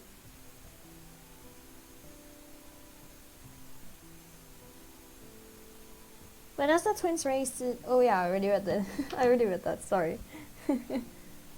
And here we go. Enjoy, kiddos. Let me know if you need anything else. Lazy Susan gives out the respective plates and the kids go quiet, shoveling down their food like they've never been fed before. Between mouthfuls, you get a few more questions about yourself and your theories on elites versus which member of M Synchronized was your favorite. But the table is near silent as the three of you eat. That is, until Mabel speaks up through a mouthful of pancake. So Sylvia, if in a totally made up and novel situation you had to pick who your favorite was, who'd you pick? Grunkle Stan or Grunkle Ford? This seems too planned compared to her other cutesy questions. Dipper elbows his sister not so subtly and she elbows him right back. Wide eyes staring at him in a sibling-linked look you can't decipher. Like, say you're in a movie. Like one of those weird movies Grunkle Stan watches on TV with the ladies in poofy dresses riding horses. Awfully specific, but you'd let her continue, taking another bite of your food. You're the main character of this movie, and you got two guys who are both madly in love with you. This one doesn't mess around with getting right to the point, huh? But you can only marry one of them, so you could be the next in line for the throne. What would you do? If Grunkle Stan and Grunkle Ford were your choices, who would you go with? Mabel, that's kind of weird, isn't it? Like, really weird? And kind of gross. Come on, Dipper. This is important information that's vital to my research. What research? None of your business. Yet. But I'm still gathering other research. Mabel leans towards Dipper's ear to whisper, while getting brows at you before she replies, and not a whisper, but quite the opposite. Research into how you're a huge nerd! And with that, Mabel catapults the spoonful of melted butter from atop her pancakes onto Dipper's cheek with a very satisfying splat. Dipper jerks in disgust, but retaliates by smearing strawberry syrup onto Mabel's nose. A drop of stickiness pulping onto her sweater. Ew, gross. You're gross. There's no ritual between the twins, but lots of giggles and a few more various food missiles. Eventually, syrup streaks Mabel's cheekbones and some of her hair, and Dipper has a small piece of pancake stuck to his face. You guys are dorks. Maybe you're right, but we're twins, so it's adorable. If you say so, Mabel. Wait, quick! Sylvia, take a picture of us while Dipper's got painting on his face. I have what? He swipes quickly at his face and after several passes gets it off. Oh, I was trying to get more candid pictures of us. Mabel, you have syrup everywhere. Really? Oh, then it would have been a perfect photo. Here, let me get it. Your hands are sticky enough. You get back up with napkin in hand and try to wipe some of the syrup off Mabel's cheeks. The excess syrup swipes off easily, but a good portion doesn't budge. I mean, maybe syrup as makeup is the next new look. That's one word for it, kid. Hey, the Grunkles are here. We wondered where he went once we came back to a suspiciously quiet house. If it weren't for Dipper's snow, we would have been worried. Sixer would have been worried. I try to tell me kids pull this kind of stuff all the time. Hitting out unannounced, putting stress on your poor old Grunkle's heart. He puts a hand over his heart dramatically. All those missing hours of unpaid child labor. oh God, Stan. Holy shit. Actually, that note wasn't me. Well, I wrote it, but Sylvia's the one who said we should so that you know where we went. Wilford and Stan look at you surprised. Really? Figure these two knuckleheads dragged you here. Why not make breakfast at home? This place is at least a 50-minute walk from the shack. Well, you glance at Dipper swiping his finger across Mabel's cheek and licking the blueberry syrup off. Mabel has a pancake in her mouth, chewing on it like a grazing sheep. I wanted to treat them to something, I guess. It's the least I could do. You're letting me stay with you and fixing my car. I thought since you were gone, I'd take these two out for a change. Also, Mabel was gonna make Mabel cakes again. You're just mad you can't even make toast right. Well, yes I can. I burned it one time. One time. Dipper holds his syrup tip finger in the air, indignant. Well, Mabel wanted you guys to enjoy her Mabel cakes too, and since there wasn't much food, I figured I'd take them out. Stan snatches a pancake from Mabel's mouth and takes a bite of it, cackling when she stands on the seat to try to grab it back, climbing over Dipper to reach. Aside from the kerfuffle, you catch Ford's eye. Was he staring at you? As soon as you realize, he quickly sets his gaze elsewhere, looking over your head and out the window. You say that he probably just shifted his attention, but his finger hooks under the high neck of his sweater and tugs at it. Well, Sylvia, I appreciate you looking after Dipper and Mabel for us. It was very kind of you to bring them here. Oh my God! Look at our shy boy! Look at our shy boy blushing. Oh, it wasn't a big deal. Really, I'm happy to help. You smile at him, pretending you don't feel how warm your face is. Maybe it's just hot and greasy. Ford looks close to the shade of his sweater. Dipper mumbles an ow, and you catch Mabel elbowing his side, waggling her brows at him. You're not sure why. Well, kid, if you're paying, scoot over, Dipper. I want breakfast, too. Stanley, it's at least 12:30 now. Uncle Ford, that means it's time for brunch. Duh.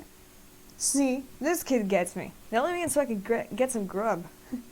Dipper moves to your side of the booth as Stan sits next to Mabel and Ford sits at Dipper's side. Lazy Susan comes back and takes orders for another round of food and drinks for everyone, including Mabel, who decided she wants more pancakes. You're starting to regret offering to pay, but as Stan and Mabel try their hand at the syrup drip race with Dipper cheering them on, Ford watching with a wide grin on his face, you know you don't really mind that much.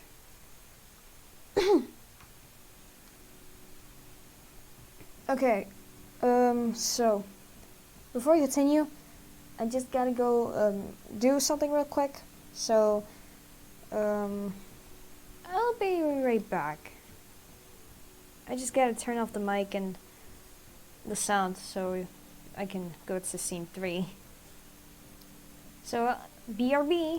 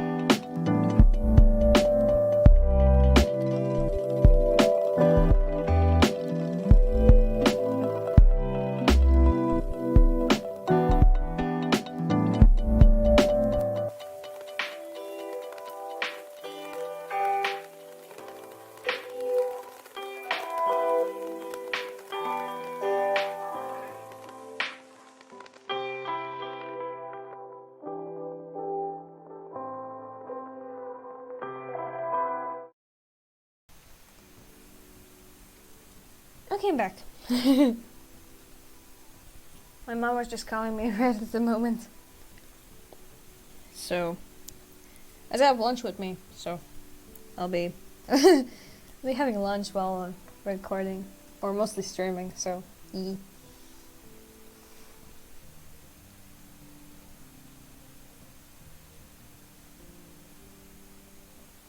Okay. After the expedition to find Mothman, you accompany Ford on a few other missions, so to speak, examining various birds of the forest, including the questionable stomach-faced duck, who snatched your sandwich and quickly ran off. Ford and Hop pursued. While he didn't find what evidence he needed, something to do with their digestive system, you both decided that the stomach-faced duck flock were questionable. Not as questionable as the question quail, which it shows you from a scanned journal page, but still questionable. You asked why he decided the octopus was too stupid to study, but received a long groan and too sticky as an answer. Valid point. All in all, your adventures with Ford have been more enjoyable than you'd expect, and you can't help but hope that you'll get to experience another one with him soon.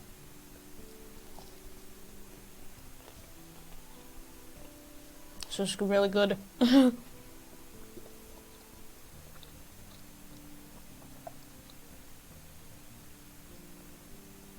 Some fucking good egg bread. You walk through the living room, lost in thought about question quails and Ford's journal pages, and narrowly avoid slipping on a sheet of graph paper. Ah! Don't look! Oh, it's you! Dip peers out over a book that proclaims DDA Morty, officially licensed campaign journal. He's sitting on a yellow armchair with crisscrossed legs, barricaded in books and papers. He's got a lap of multicolored dice and a half-dozen chewed pencils strewn across the floor, and one in his mouth. You look down and notice the floor is almost entirely covered in graph paper. Hi? Did you need something? I know it's kind of messy. I should probably clean that up. Dipper looks reluctant to extract himself from his self-constructed fantasy lore prison. Here, I can do it. You look busy. You're about halfway through cleaning the floor before you actually start looking at what's on the very sheets you're holding. A fantasy map, some floor plans, countless scribbled notes, and calculations in margins.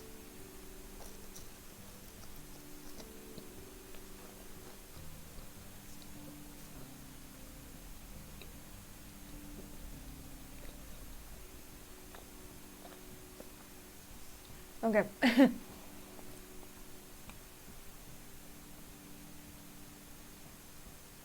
What are these for? Planning something? Dipper's re-immersed in his planning. He startles a little when you ask. Oh right, no big deal. It's just for this great pen and paper role-playing game called Dungeons, Dungeons, and More Dungeons. DDAMD for short.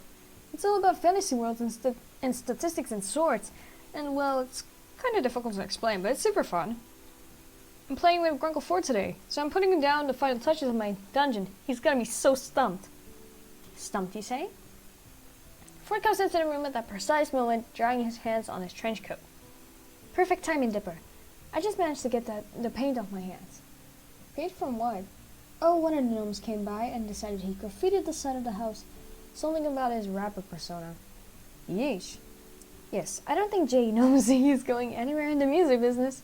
In any event, I see you've been hard at work. Are you ready for a game? Yes, so Sylvia, I can take those now. Thanks for the help. Ford looks like he just noticed you standing there for the first time since he entered the room. Sylvia, glad to see you weren't too shaken up by your adventures yesterday. You got in hand Dipper the tall stacks of paper, catching a glimpse of the stats for a knock-knock skull, and my microphone is falling off again.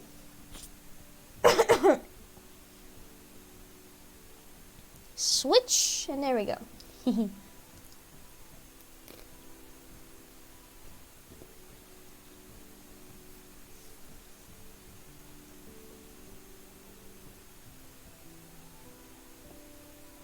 Okay, good.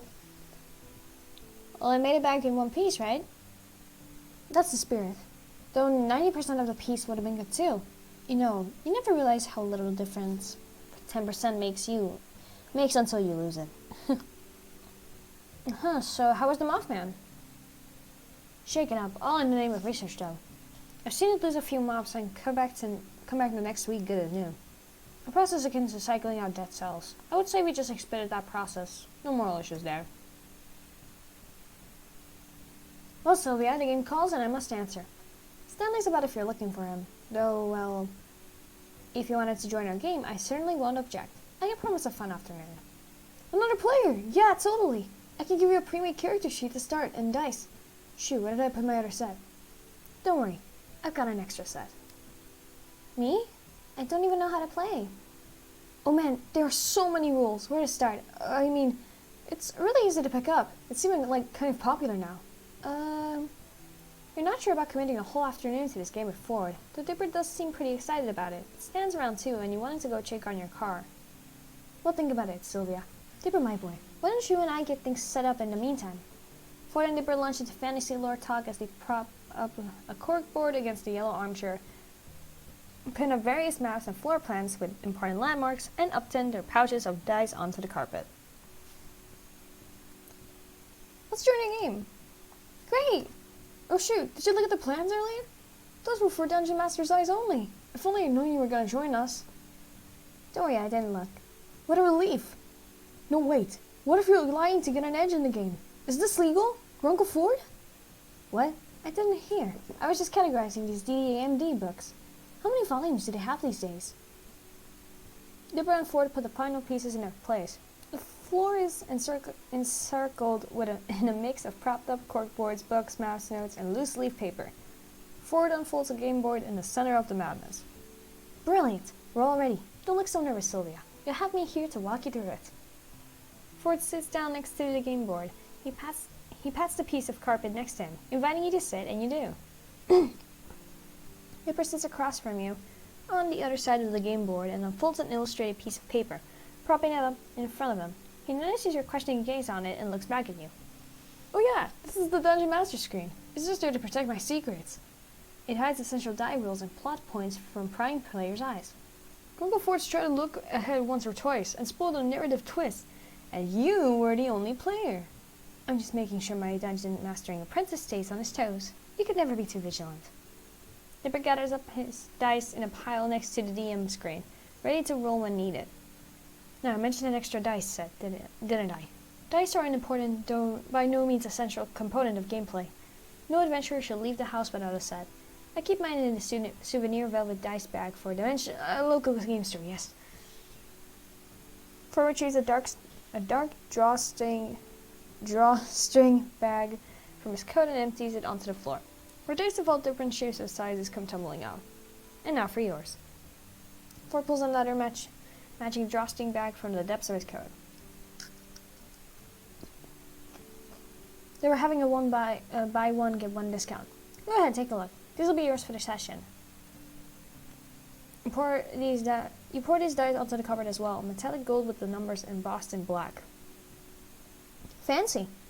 Well, I didn't have enough left to make them from solid gold. I was able to electroplate a set for fun. Great Uncle Ford, you electroplated those dice? They're so nice. That didn't mean a rhyme. Maybe you should be the one with the rapping career, not Jake Gnomesy. Ford did Dipper laugh. Yeah, maybe not, but anyway, let me reintroduce our characters. Dipper clears his throat, settling into the Dungeon Master persona. Where we last left our heroes, Myth the Meddling trapped the great elven wizard Vernon and halfling fighter Tyros in a dungeon filled to the brim with puzzles, riddles, and brain teasers. To reach Myth and end his journey once and for all, they'll have to brave the dungeon's mysteries and escape with their lives intact. Dipper sets two figurines side by side on the game board. One is an opposing figure in flowing robes and the other is much shorter in comparison, but posed with a will to prove himself. We suppose the former is Vernon and the latter is Tyros. But what would our two heroes find in the first room of the dungeon booth but a potential ally just as trapped as they are, who will join them in their great quest for freedom? Dipper places three figurines on the carpet, just off the side of the game board. And you get to choose your character now, Sylvia. They're started with pre-made templates, so they're good for short notice editions like this. Choose your character. Orc rogue, dwarf fighter, and human bard. Let's go for the orc rogue. Rules can move around with stealth. I know how to pick both pockets and locks. Oh, that's it? That's cool though. Let's go. Dipper moves your figurine onto the board besides Renan and Tyros. Oh wait, what's your name going to be? Alex, short for Alexandrius. You hear Ford trying Alexandrius out under his breath a few times. We'll just call him Alex. Here's your character sheet. It's got all the info on it. Oh, that looks cool.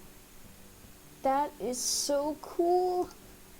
I love it. I love it. It's amazing.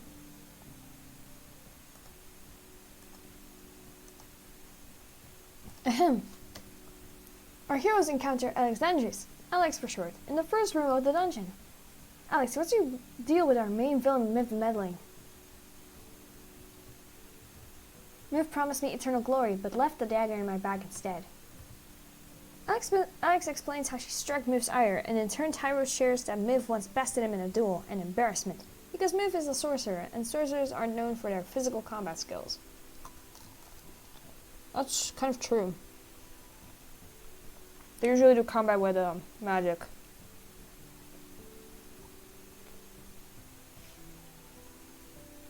In Tyros' defense, he was still young at the time.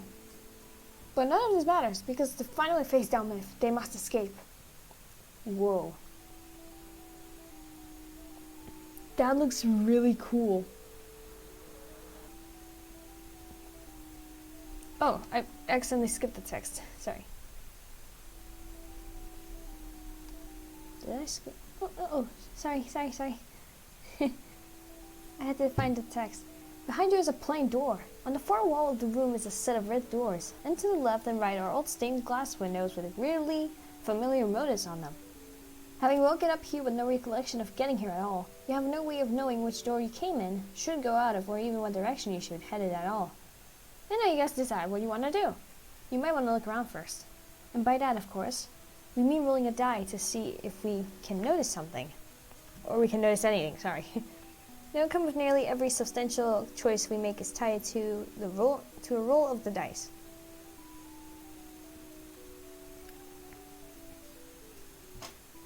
I'll let you choose what you do here, Sylvia. Then I'll take a look around. Always take a look around. Ford shows you what to roll for the investigation check, and Dipper flips through his notebook, ready to tell you what you see. Huh, nice roll. Tacked to one of the walls of this room is a note that reads, "Proceed with caution, homies." Tyrus pockets the note, and in the distance, you hear the faint sound of rushing water. What do you do next? What's the state of the door behind us? It's locked. Celia, here's a chance to do something really cool. You're the only one of us who can pick locks. Here, use the D38 to roll a sleeve of hand check to see if you can pick that lock.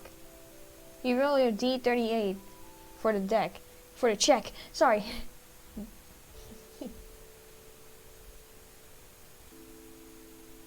Sorry. I'm still paying attention to noise. It's a 31. It says you roll with deft hands. You get a +2 on that roll. 33. Nice one. You pick the lock and the doors swing open. Brilliant. Let's go this way. As we step through the doorway, it melts, seeping into the wall as if it were never there. Guess we're not going back that way. Chandelier overhead ignites, casting the room in a warm orange glow and revealing an impressive door on the far wall. In front of it is a large cloak-covered lamp. Take a look around. You roll for investigation just like earlier. Of course. You approach it to inspect it. As your footsteps grow nearer, the lump shifts, rising to reveal that it is in fact a goblin. The goblin stands to attention and tries to pretend it was never asleep. Travelers, I know this D, and demand you answer these riddles 3. Answer the riddles. The goblin reaches into his pocket, pulling out a crumpled piece of paper that he unfolds with care. What has 88 keys but can't open a single door? A piano.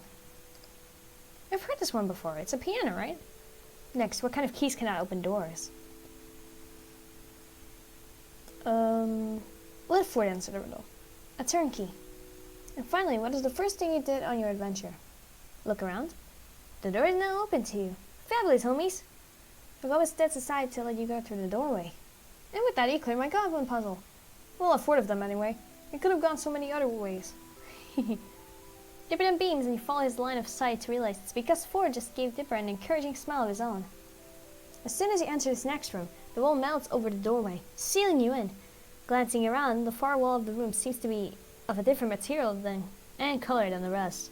Though it could just be the lighting. To the left you see rows of keys asphyxiated to the wall.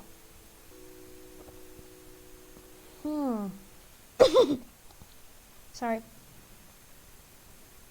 Inspect the far wall. You look at it and confirm that it's a different color than the rest. Can I knock on it? You see Dipper give you a small smile, knowing what you're looking for. You knock along the wall and find that one section sounds hollow. As soon as you realize that, the next knock opens up a gap in the wall, which reveals itself to be a door. Go through the door. As soon as you enter the room, you're struck by how different it looks from the rest of the dungeon. The small chamber is elaborate, with colorful cushions, rugs, and a dining table that holds a half-eaten feast. Next to the feast, a mouse examines a few empty goblets on the table. The mouse sees the party and beckons you to come into the room. There's been a crime! Someone has stolen my precious silver sword. You three look like heroes, won't you help me? When I arrived in my room, I found these three suspects, a gnome, a kobold, and an owlbear. I knew someone was going to come and try to steal my precious sword, so I set up a wondrous feast as a trap for thieves. You don't fortunately look at the idea that a mouse would somehow be living up in an evil sorcerer's puzzle dungeon. I left in 3 goblets. The first held a true serum, and the other 2 are a lying serum. I don't know which one of these creatures drank from which, so I was going to hold an interrogation when they woke up. But now you're here. Oh, heroes, won't you help me figure out who stole my sword? I'm afraid that if I uncover the culprit, they'll slay me in cold blood, delicate mouse that I am. Well, alright. Took the words right out of my mouth, Sylvia. Let's get on with the interrogation. Interesting. It's like a murder mystery right now.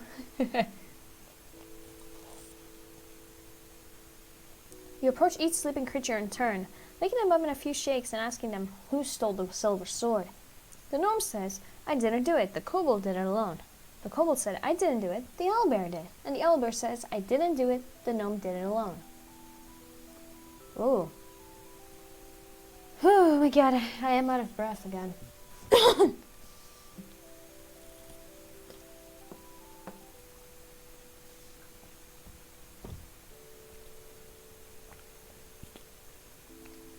Okay, I'm good. I'm good. I already read the whole thing. So, I'm just gonna guess because I don't know. So we're gonna do owlbear and kobold. Not quite. Okay. One creature drank a true serum and the other 2 a lying serum. The gnome said I didn't do it. The kobold did it alone. The kobold said I didn't do it. The owlbear did it. And the owlbear said I didn't do it. The gnome did it alone. It's impossible for the 3 of them to be lying. So that's not the option. It's either 1 or 2 are lying. Well, it does say 2 lying serum, but there could be also a possibility that even the true serum can lie. So, the gnome, not quite. Oh god, I'm struggling. So I already chose these 2 options, so I'm left with a 5, but this one is excluded, so 4. Gnome and kobold? Not quite. Alright, here's a thought. If the gnome's telling the truth, then the kobold and owlbear didn't do it. In this case, the owlbear would also be telling the truth, which wouldn't make sense, right? There's only 1 true serum. If the owlbear is telling the truth, then the gnome is a liar and the kobold participated in the robbery, contradicting the owlbear's confession. I get it. So the kobold should be telling the truth. They didn't steal anything, and the owlbear did. And that means the gnome was lying, when they said they didn't do it. So we believe the kobold, the gnome, and the owlbear committed the robbery together. So the gnome and the owlbear? Nice job! Now cough with the sword, you thieves! The owlbear digs within their feathers to reveal an ornate, polished silver sword, and the gnome retrieves a matching scabbard from under their hat. The mouse looks down at the returned sword happily, then looks at the party. I realize now that keeping this sword is more trouble than it's worth. Here you have it. I've only ever used it as a conversation starter because it can only cut through silver. Perhaps with you, it'll finally have some use. The mouse bestows the silver sword upon your party. You move forward, leaving the mouse's room behind, and come to another doorway. It's adorable!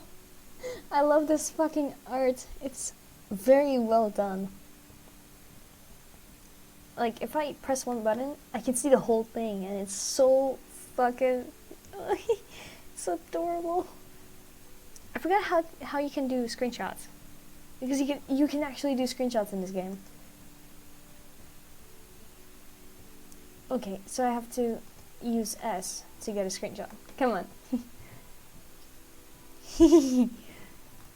I had to. You got up forward and noticed that he was watching you figure out the puzzle the entire time, even if you weren't too good at it. Before you make eye contact with him, he turns his head, facing back at the game board on the floor, and... We're gonna go forward. Are you okay? Hmm? Oh yes, Dipper, I'm fine. But then why is your face so red? You take a second look, then you find that Ford indeed looks a little red. Ford stammers his way through. It's a little warm in here, and you as you ask if he's alright, you guess wearing a turtleneck in the summer will do that to a guy.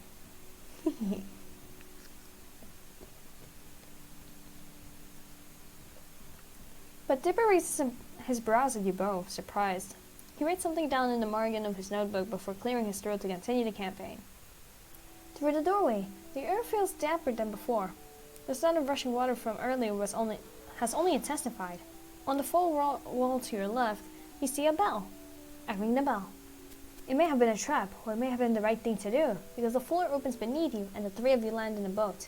It hovers above the rushing river below, ready to start its trip on command. Nipper takes a folded piece of paper from his notebook and hands it to you and Ford. It reads, next stop upstream, Beast Antechambers, 3 giant strides away. Next stop downstream, the Mirror Room, 3 giant strides away. Get off the boat at your own risk. I'm guessing we don't go to the Beast Antechambers. Can I check the river speed? You find that the river floats at 2 giant strides per tip of the hourglass. So, when do you want to stop the boat? Whoa. So it's the tips of the hourglass, and not 30 minutes or 70 minutes. So it's either of these. 1.5 tips of the hourglass. Nicely done. You command the boat to take you 1.5 tips of the hourglass. Following the flow of the river, the boat comes to a stop at the entrance to a hallway, and the 3 of you step out onto the familiar stone floor. Burning torches line the walls, lighting the hall brightly as you enter. As you walk forward, you notice your steps are visible in the thick layer of dust on the floor. This place smells old. At the end of the hallway, the party approaches a set of 2 giant oak doors. Sylvia, roll to see how aware you are of your surroundings. You roll and are unsuccessful. Alex steps on something, a trap panel set into the floor.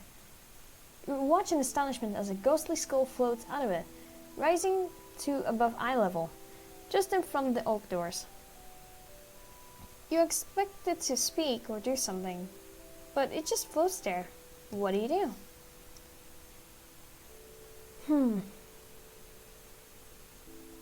Open the door. Just as you're about to touch the door, the skull speaks. Knack. Its voice is loud and booming, enough to match the grandeur of the giant oak doors behind it. Vernon knocks on the door. The skull asks, "Who's there?" Answer the skull. Spell. Spell who? Spell who? W-H-O. Dipper grins at the classic. That is terrible. Okay, next. The skull demands more joke offerings. Knock, knock. Who's there? To. To who? It's to whom. This one gets Dipper to laugh, whether through the sheer smugness in Ford's voice or otherwise. Alright, you both pass. The door opens and... Mabel bursts through the doorway. I knew it! You always make those voices when you're playing your nerd game. Silly, you're playing with them too? How's Homework the game? Actually, we're telling knock-knock jokes. Mabel gasps. I could beat all of you. Get ready for this. Knock, knock. Who's there? Clean clothes. Clean clothes who? Well, I thought you forgot what clean clothes look like. Mabel! Jeez, we're in front of a guest right now. We will last on leaves again, but not before directing you a pair of finger guns. Good luck seducing that hot elf. Dipper called out after her. That hot elf isn't even in this campaign. Anyway, like I was saying, it's Joe Quitamet. The skull gives you a curt nod and floats back into the trap panel. The oak doors open and the three of you step through to freedom. And there it is, the end of the dungeon. I could have done a bit on the fly. I didn't want to make it too long.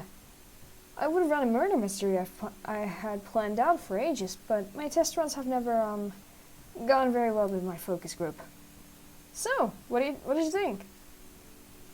Too many puzzles, not enough story. Are these games always this short? I don't know if DDAMD is really my thing. So what happens next? When do we fight the sorcerer? This is actually a transition into the next super plot-centric campaign about infiltrating the sorcerer's tower castle. Dipper shows you a couple pages of a campaign book, which looks to be filled with various dungeon sketches with realistic physics calculations crowded into every spare space. Oh. Jesus Christ. That scared me. My air conditioner just turned on and I haven't even touched the remote.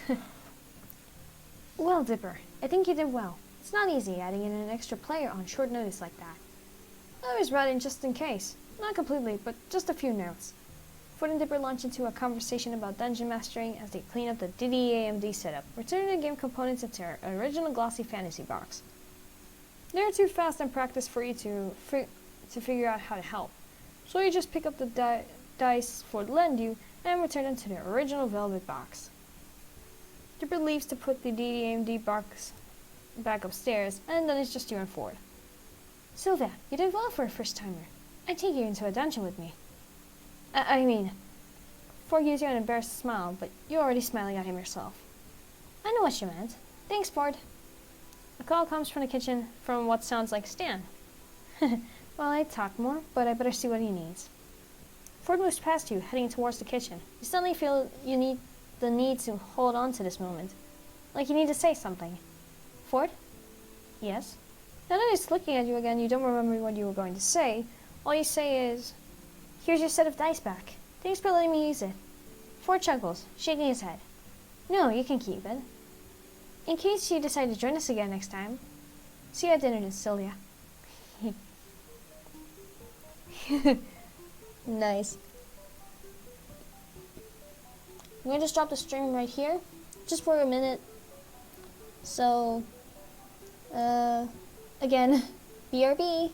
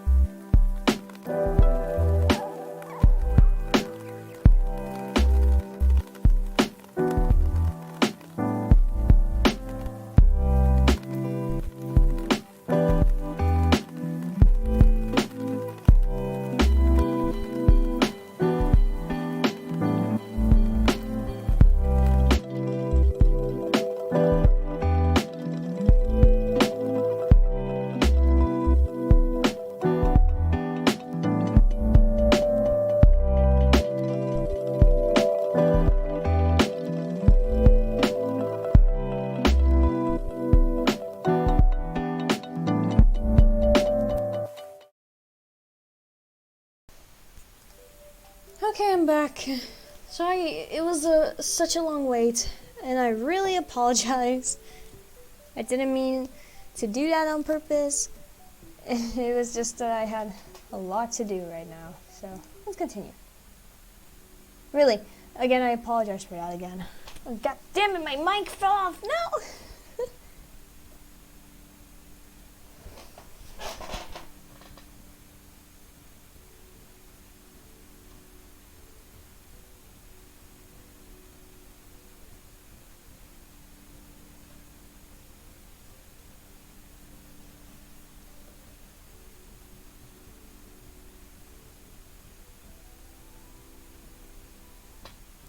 Oh yeah, sorry, I got distracted. Someone thumps their fist on the storage room door, staring you from sleep with a jolt and a thud as you fall off the mattress. Scrambling to your feet, you step over to the door and swing it open wide. Sylvia, I need your help.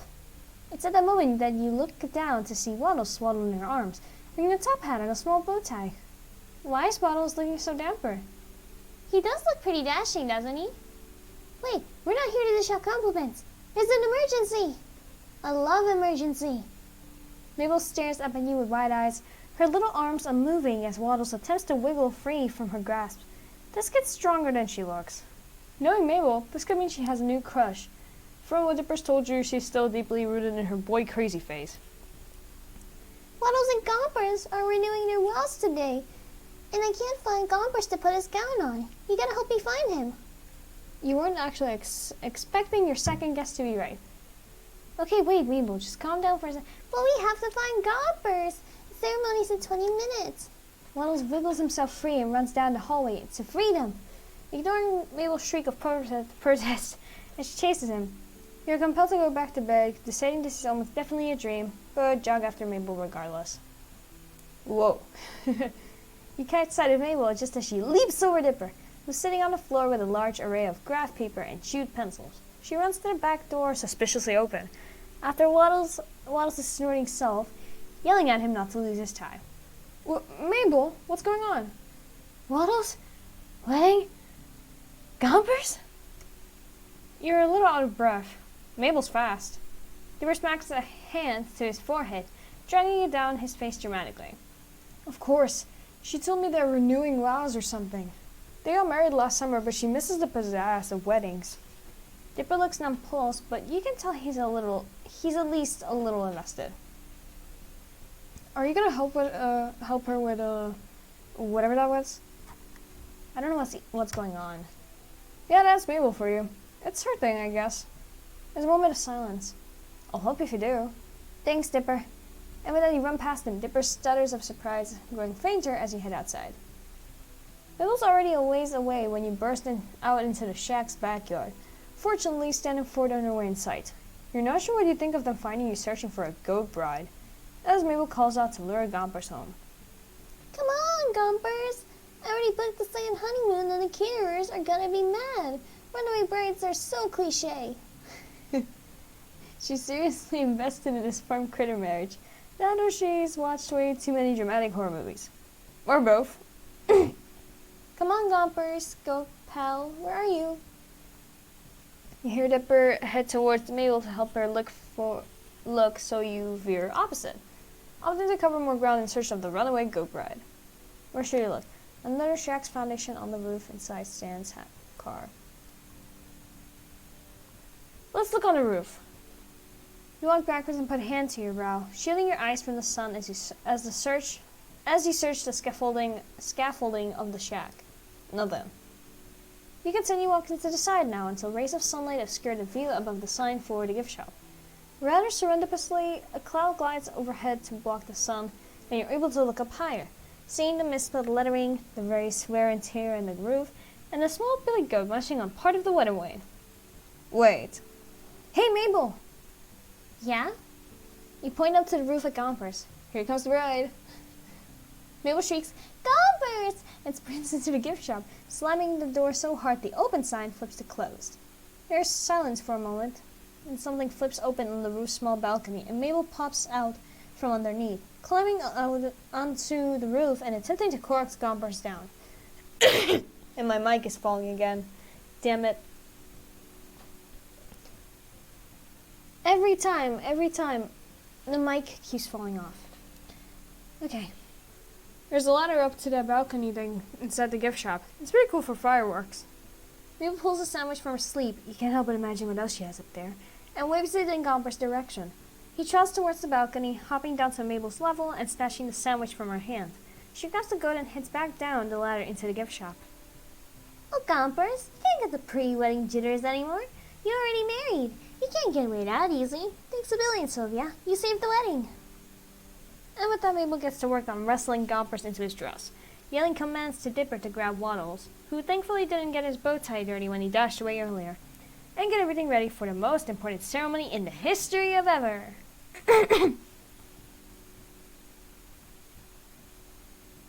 Sorry, I'm just texting my friend.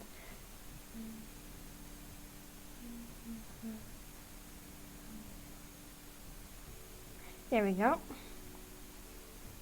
Maybe an exaggeration, but Mabel's excitement is undoubtedly contagious. You got that right.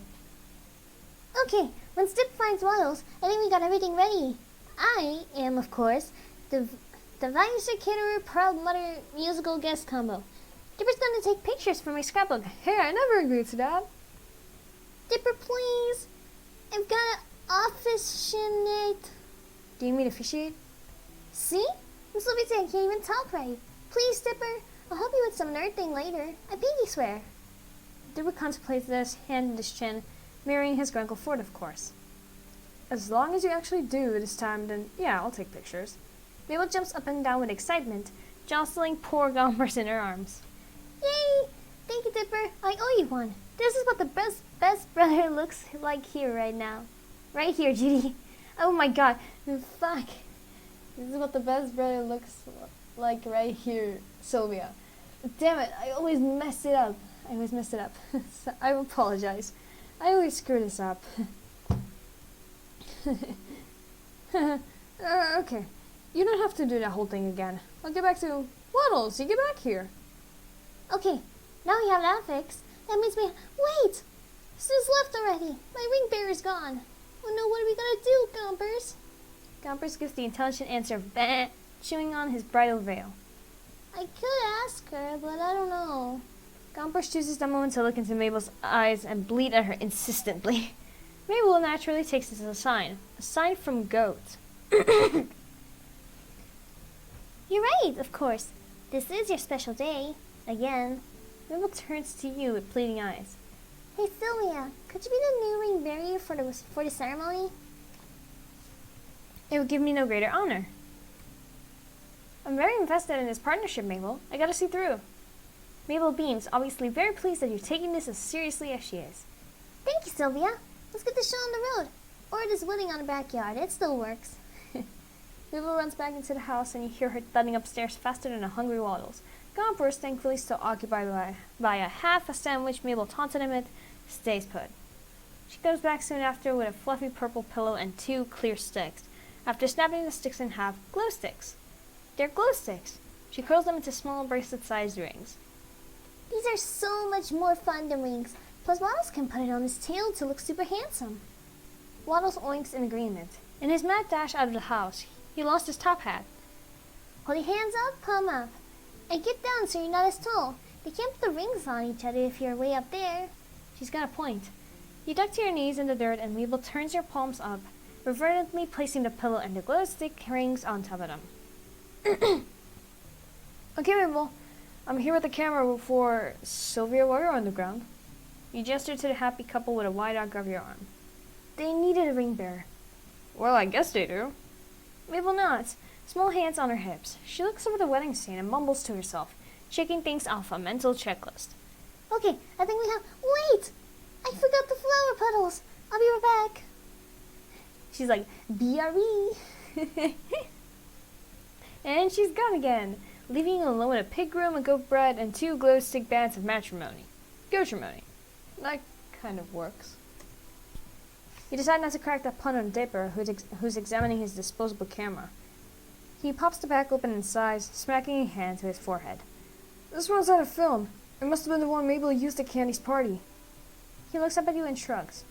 I'll go to one of my spares. Make sure these 2 don't go anywhere, or Mabel will... Well, you know Mabel. You haven't known Mabel as long as Dipper has, but you understand immediately. You're left alone in the backyard with a groom's pig, a bride goat, 2 glow sticks, and a broken disposable camera.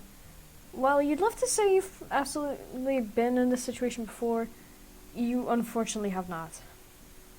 I really am very happy for you both, Fladdles and Gompers. Both animals turn to you nonchalant to the current state of events. But I can't believe Mabel forgot the flower petals. Jeez. Just as you go to continue the one-sided conversation between human, goat, and pig, you hear 2 voices coming around from the house. 2 very familiar voices. Listen, Sixer, if you hadn't gone off about the wobbly junker, the gobblewonker, Stanley, has Dipper never told you? Then you wouldn't have freaked out the kid at the store we needed, and we'd have, oh, I don't know, the stuff to fix my house after you got a car stuck in it. It's still my house, and besides, if he was a fisherman, he needed to know. Both standing for around the corner to find you sitting on your heels next to Waddles and Gompers, brandishing a pillow and glow sticks in the dirt. The 3 of you stare at each other in silence. Mabel needed a ring bearer for the wedding. It's at that moment that Mabel kicks down the back door, runs to your side, and throws rose petals on top of your head. Ta-da! You blow a rose petal off the tip of your nose and grin at Mabel. I think our bride and groom are ready to renew their vows, don't you? Mabel nods empathetically at you before turning to her Grunkles, letting up a 100-watt smile. Yes, Grunkle Stan, Grunkle Ford, you guys got back just in time. And just like that, Mabel pushes Stan and Ford towards you and tugs their hands so they sit across from her. Stan complains about his knees, and Ford asks Dipper exactly why the pig and the goat are betrothed. Fits with what you know about both at this point. Okay.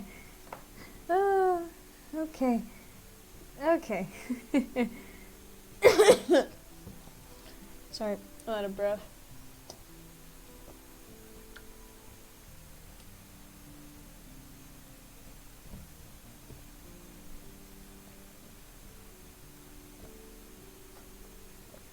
Okay.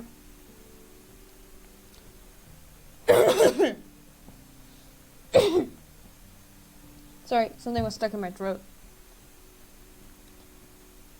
Mabel makes way with the wedding and you sit cross-legged, the pillow and glow stick rings on your lap. Every so often, Mabel stifles a theatrical sob, wiping a very real tear from her eye, before she turns to you for the rings. Oh, Mabel! Sorry.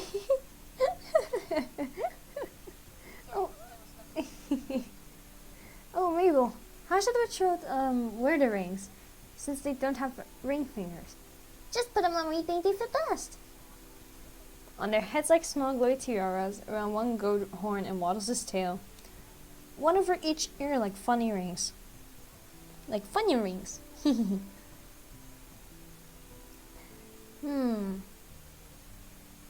One over each ear like fun earrings. Standing up, you grab a ring in each hand and loop them over one ear of each animal. So disco. Ooh, that looks great. They're extras on a really cool music video now. Sylvia, that's such a cute idea. Dipper reappears with a new camera and Mabel throws more rose petals at him. A few get stuck in his fluffy hat and he rolls his eyes, but retaliates by taking a very close-up picture, the flash temporarily blinding her. Hey, save the phone for the renewedlyweds. I need plenty of pictures for my scrapbook. You owe me a new camera for this, Mabel.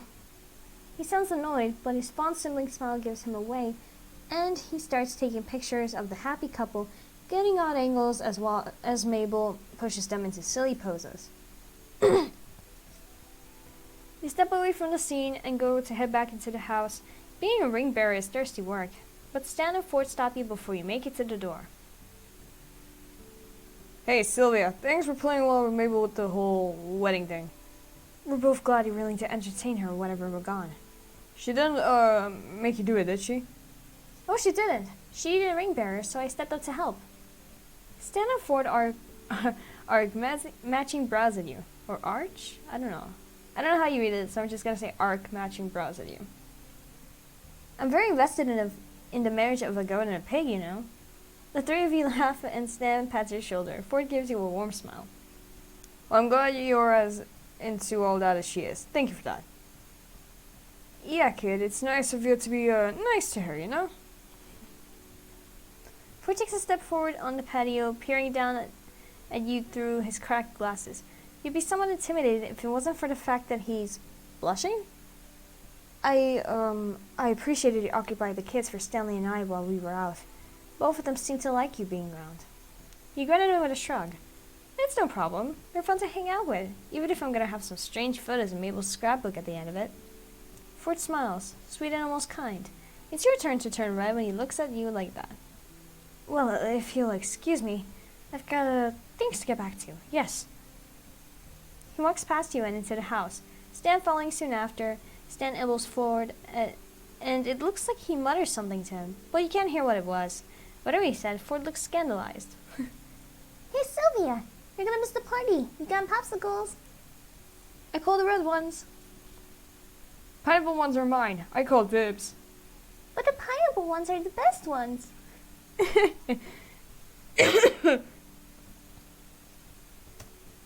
Oh, I missed the text. Shit. I missed it by accident. Mabel and Stan wrestle over a yellow popsicle while Dipper contentedly unwraps a red one, holding it above his head and out of Galbraith's way. Ford gingerly picks out a purple ice pop and leaves the ice chest open for you to grab one as well. While Stan and Mabel aren't looking, you hide the pineapple popsicles at the bottom of the chest. Dipper sees and starts laughing but doesn't tell.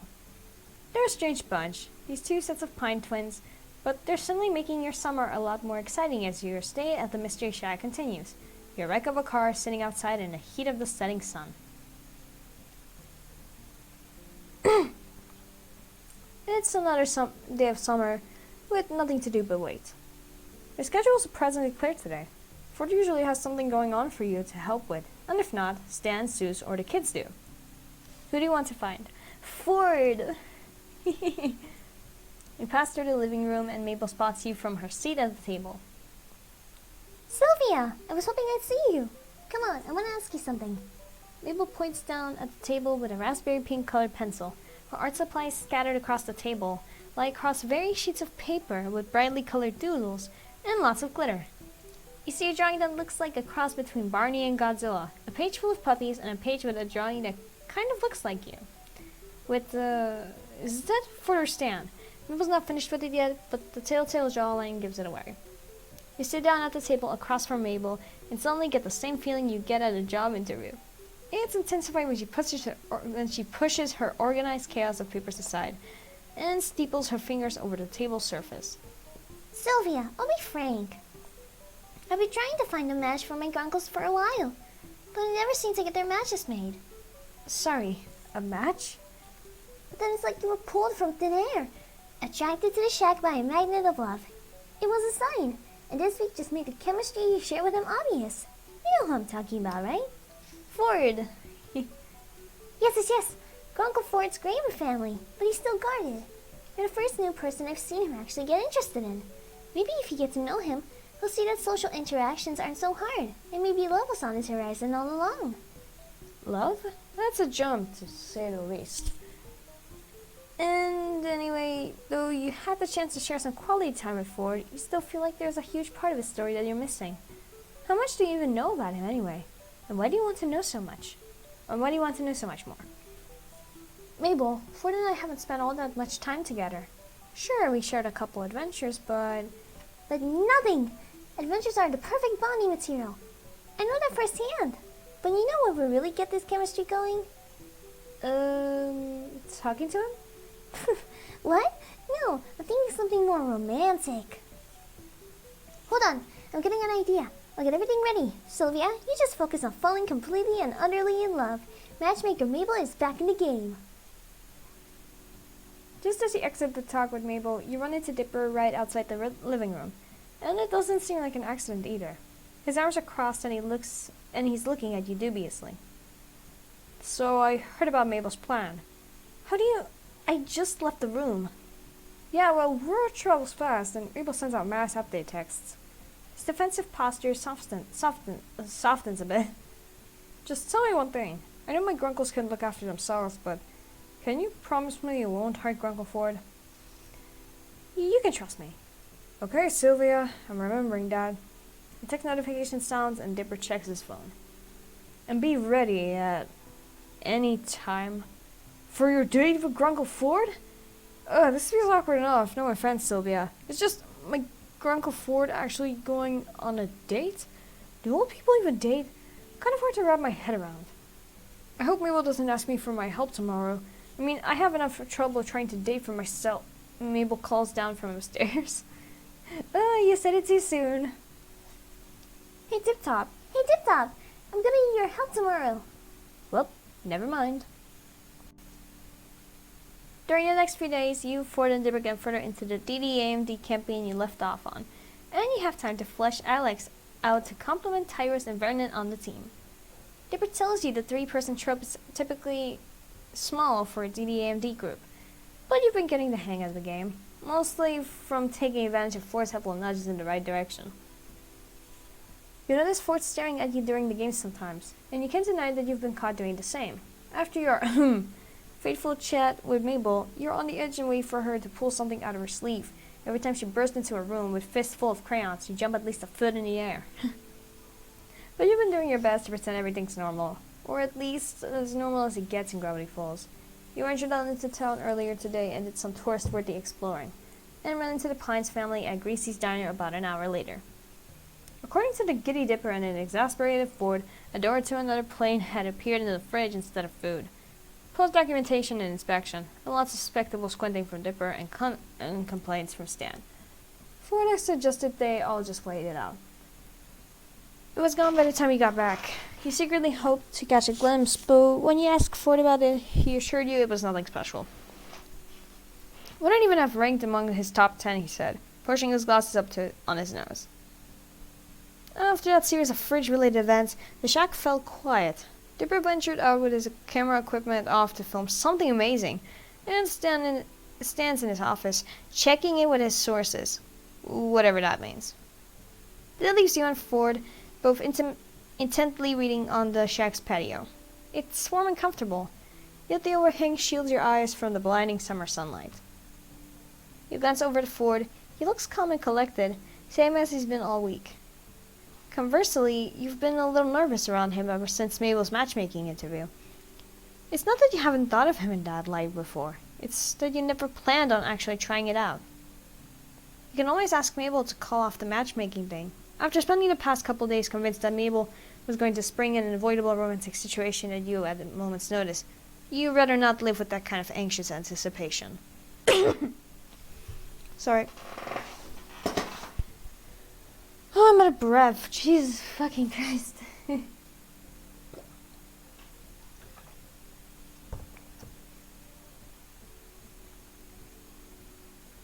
Okay, I'm good.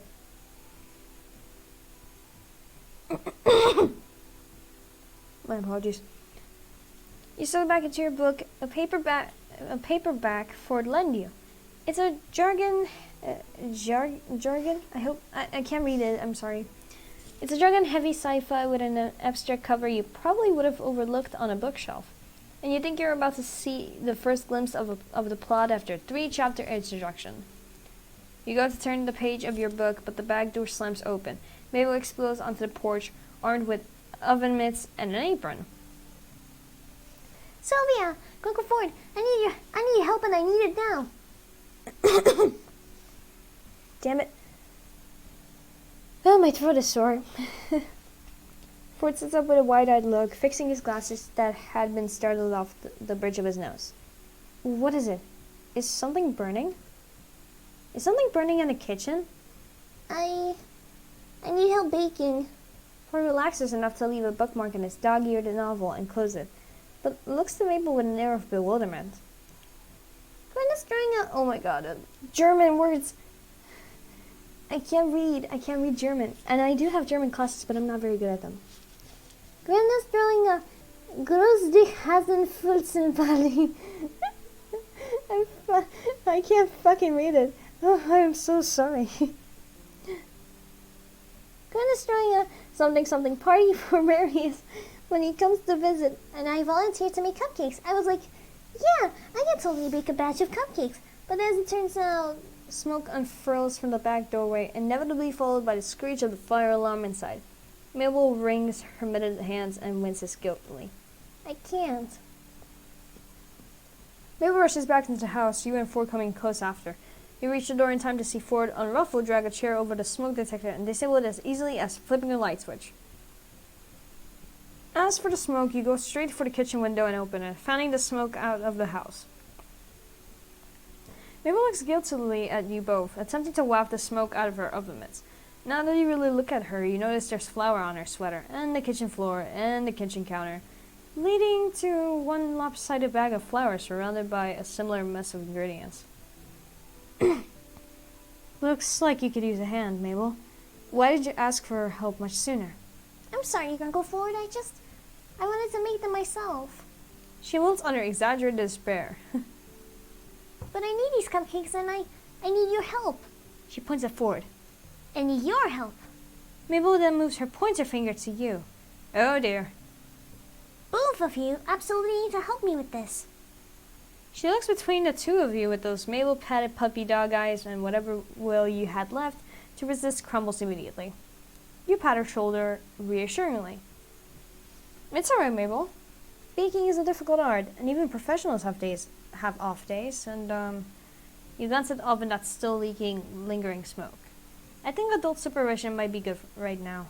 Mabel nods, looking between you and Ford. Well, it'll be easy peasy with you and Uncle Ford helping me. You look to Ford, and Ford just looks questioningly to Mabel. Why would you need both of us, Mabel? Because we need to make like a bajillion of these. So many. This is a huge party. Plus, the more people that make them, the more love these cupcakes will have. There needs to be so much love in these cupcakes. That doesn't... Please, Uncle Ford. You and Sylvia are super conveniently the only ones who can help me. Maybe Dipper... He's out filming. He won't be back till sunset. It's gonna be you two. Ford glances hopelessly out to the hallway for one moment, and Mabel gives you a conspiratorial wink while he's not looking. And then it dawns on you. This is your match-made day with Ford. Is it getting hot in here, or is that just the oven? And my face is red, Jesus. Well... Please, Uncle Ford. Sylvia is already gonna help out. Right, Sylvia? Yes. That's what I want. I apologize. It's from voicing, like, trying to voice the characters. My throat is so sore. And even if I drink, it hurts like hell.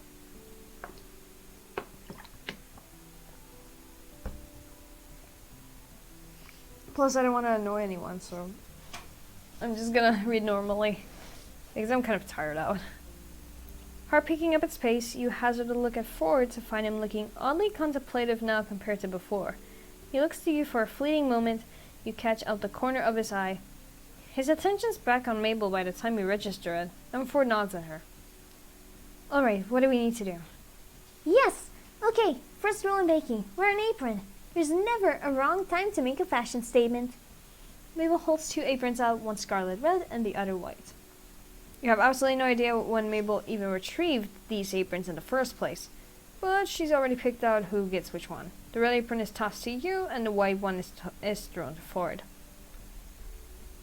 You put it on and look down at yourself to read an upside down, "Burn, baby, burn," printed across your chest, with a picture of a fire grill beneath it. Fittingly, it smells a little like burning. Ford's apron has some green text you can't quite catch, but as he loops it over his head and ties it, you can read it clearly. Whoa. That looks so good. Jesus. It looks so fucking good though. You stipple laugh as you read. Text now clear over his broad chest. My other oven is a Bunsen. That's too good. That's so good. Oh, I get it. Like a Bunsen burner. Hey, it's Tutu. Hey, Ford, are you made of copper and tellurium? Let's throw this one. It only takes a second for Ford to flush pink with understanding, fiddling with the hem of his apron. Okay, Mabel. What's our next step? The second rule in baking is to know your recipe. It's got everything, the ingredients, the instructions, the temperature. Ford looks on to the counter and picks up a piece of paper. And my mic is falling off, so I gotta pick it up again.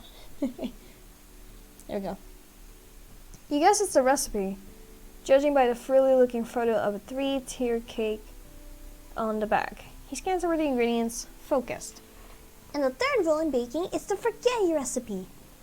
But that's only if rule 2 doesn't work out. How are you looking, Grunkle Ford? I was worried we'd be short on sugar, but I think we'll make it. Are you switching recipes, Mabel? There are ingredients listed here that aren't already on the counter. Mabel laughs loudly and attempts to clap Ford on the shoulder. She only manages to reach his elbow. And you suddenly suspect that whatever baked good Mabel had burned in the oven earlier was a fabricated failure.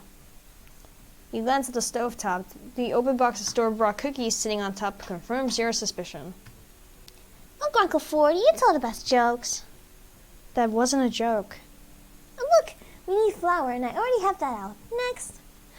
Ford reads the list of ingredients aloud, and Mabel darts around the kitchen, gathering them as he calls them out. You set to work finding the utensils Mabel needs. Searching through unfamiliar drawers, she points out to you. After opening nearly every cupboard, you come up with an array of mismatched measuring cups, 2 half teaspoons, and a dented tablespoon. Good enough. How many cupcakes do we need for tomorrow, Mabel? At least 100. You give her an undisguised look of incredulity, and Mabel sends back a series of gestures telling you to go along with it, pointing at Ford's thoughtful face and mouthing, "He bought it!" So, since the recipe makes 20 to 25, we quintuple the recipe. Exactly what I was thinking. If we play our cards right, we could get an exact 120, making full use of the cupcake pan each time. You're bewildered that Ford doesn't question the quantity. Instead, he's starting to factor in how many acceptable cupcake pans he can find in the cupboards, grumbling as he searches through the clanks and dull thoughts of other bakeware. Oof, when was the last time Stanley... Oh, there they are. Looks like we have one that's rusted and one that hasn't. Sylvia, get the pan that's already in the oven. If we can manage to clean it... No, definitely uncleanable. It's totally burnt. Batter everywhere. Sylvia, can you... Mabel makes gestures of disposing evidence of her baking failure, and you wince but nod. Seizing your chance while Ford's back is turned, you open the oven, grab whatever's inside the oven mitt, and rush outside to drop it in a trash can midway around the shack. It turns out to be a couple store-bought cookies dropped in a muffin pan and left to burn to a crisp. You shake the cookies into the trash, leaving you with a still hot but perfectly serviceable pan. Take the pan back and call it a miracle. You return to the kitchen, and my fucking mic keeps falling off. Damn it!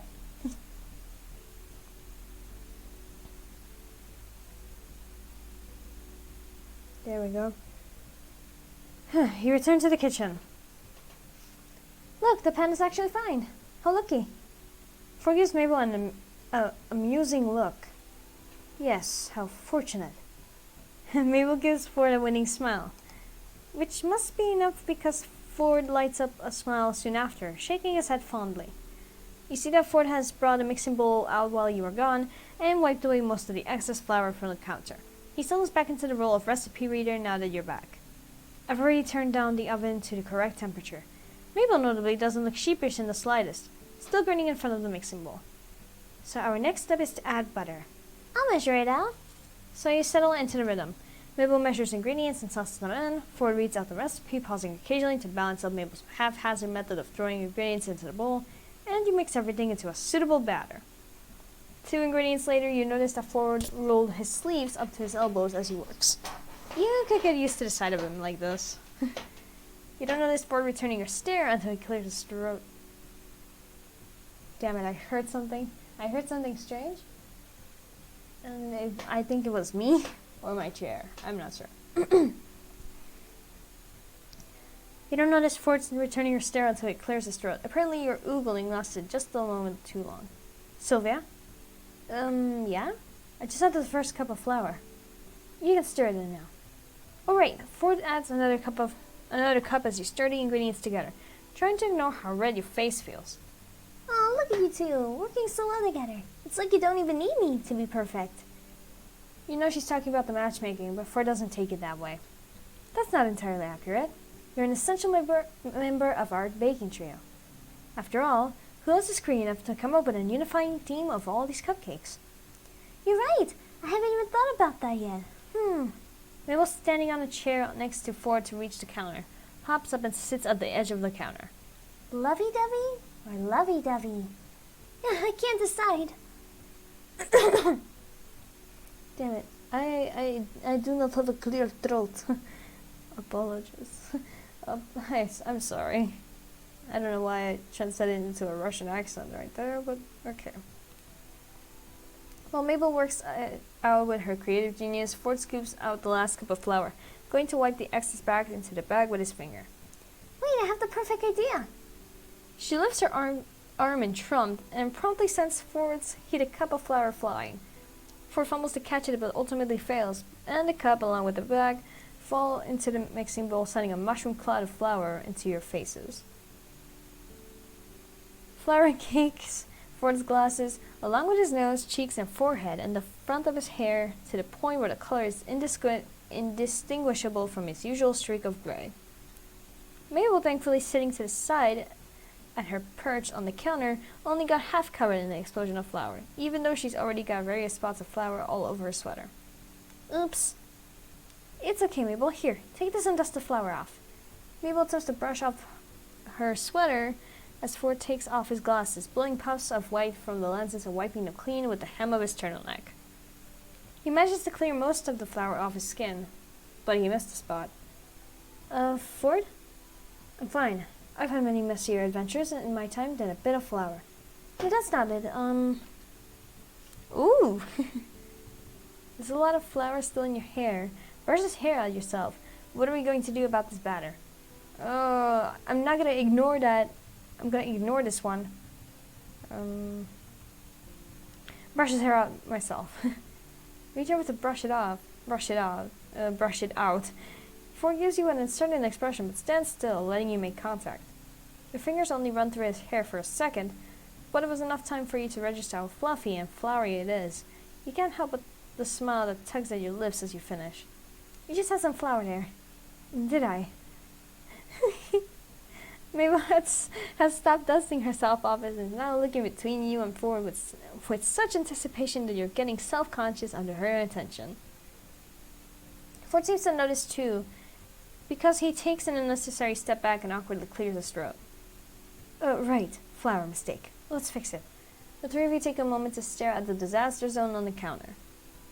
Looks like the only thing we can do now is guess how much flour he added and scale the amounts of the rest of the ingredients to match it? I was going to start over. But that's a brilliant idea, Celia. Let's do it. Mabel, do you have another bowl for this operation? I think I found this mega big bowl for mixing. Mabel presents a vessel more akin to a tub than a mixing bowl. It's clean though, and Ford transfers the batter over. Good call, Mabel. Are you secretly a psychic? Nope, it's just a little thing I like to call the power of Mabel. She does exaggerated jazz hands, shaking more flour off in the process. The three of you laugh before beginning the post-flour mission. Due to the mishap, you now need 4 times the other ingredients to match the flour that got dumped into the bowl. An inconvenience, but not impossible. As you measure up more sugar, you spot Ford adding to the bowl by cracking 2 eggs at a time in each hand. Show off. The kitchen is quiet during the bustle of measuring, adding, and remixing, but after a couple of minutes, Mabel sighs. What's up, Mabel? I don't know, Sylvia. It feels silly to talk about. Nothing is too silly. Well, that's a broad statement. But the point is we're willing to listen. Well, Greta and Marius are throwing this party on Marius' yacht, right? You have no idea who either of these people are, but you play along for Mabel's sake. Yeah? They're really getting into that romance zone. Greta even told me that they kissed. Ford only gives this a mild acknowledgement, so you have to amp up the reaction zone. They did not. They did so. Can you believe that? I seriously cannot believe that. Ford looks lost as he continues to mix the batter together. And I'm really happy for Greta. I am, but sometimes I feel a little jealous. Greta's like one of my best friends. I don't get why I can't just be happy for her without feeling this way. You just have to let that feeling simmer inside you. Everyone feels like that sometimes. Yeah, that's true. Jealousy and loneliness.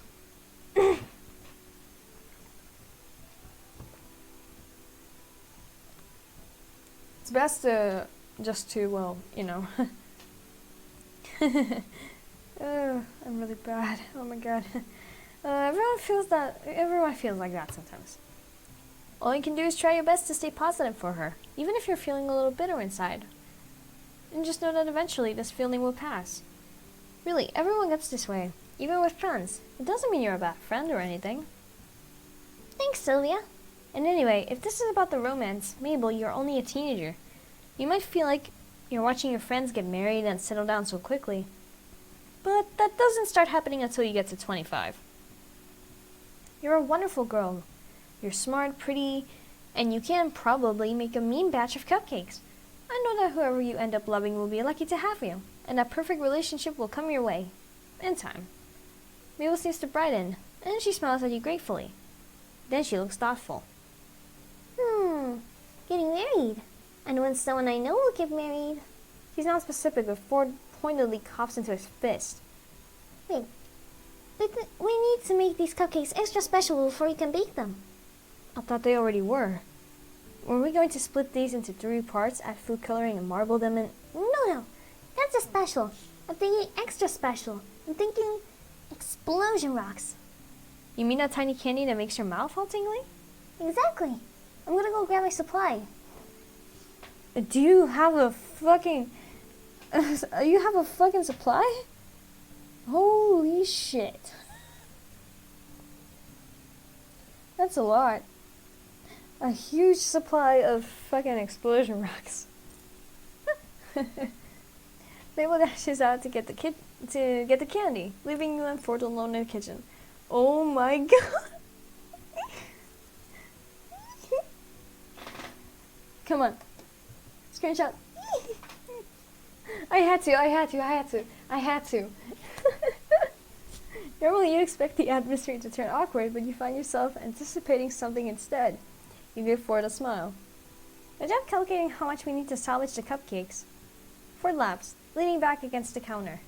Well, I just eyeballed it and adjusted based on the batter's apparent viscosity. No calculation involved. And well, I couldn't let all of our hard work go to waste after you suggested salvaging it. I don't get it. You wanted to start over? Well, I had a whole plan in mind. We were going to quintuple the recipe, and now it's more like octuple. But I think this was the better route to take. Now that I think about it, that was the last of our flour. Wait, damn. Stanley needs flour for pancakes this week. Would he take cupcakes for breakfast instead? We're gonna have plenty of extra. Knowing him, I think the probability is very high. You were about to say something else, leaning in to continue the conversation, when Mabel re-enters the room. She's carrying a cardboard box stuffed to the brim with bright packets of explosion rocks. I'm back. Alright, let's add these puppies in and make some cupcake magic. You and Ford start helping Mabel descend the explosion rocks into the batter. Okay, I got stuck there. Ford glances at you as you shake the last packet into the bowl. Both of you know that the consumers of these cupcakes will get an unpleasant surprise from them exploding in their mouth, especially since the multicolored candy makes the batter look like unassuming funfetti cupcakes.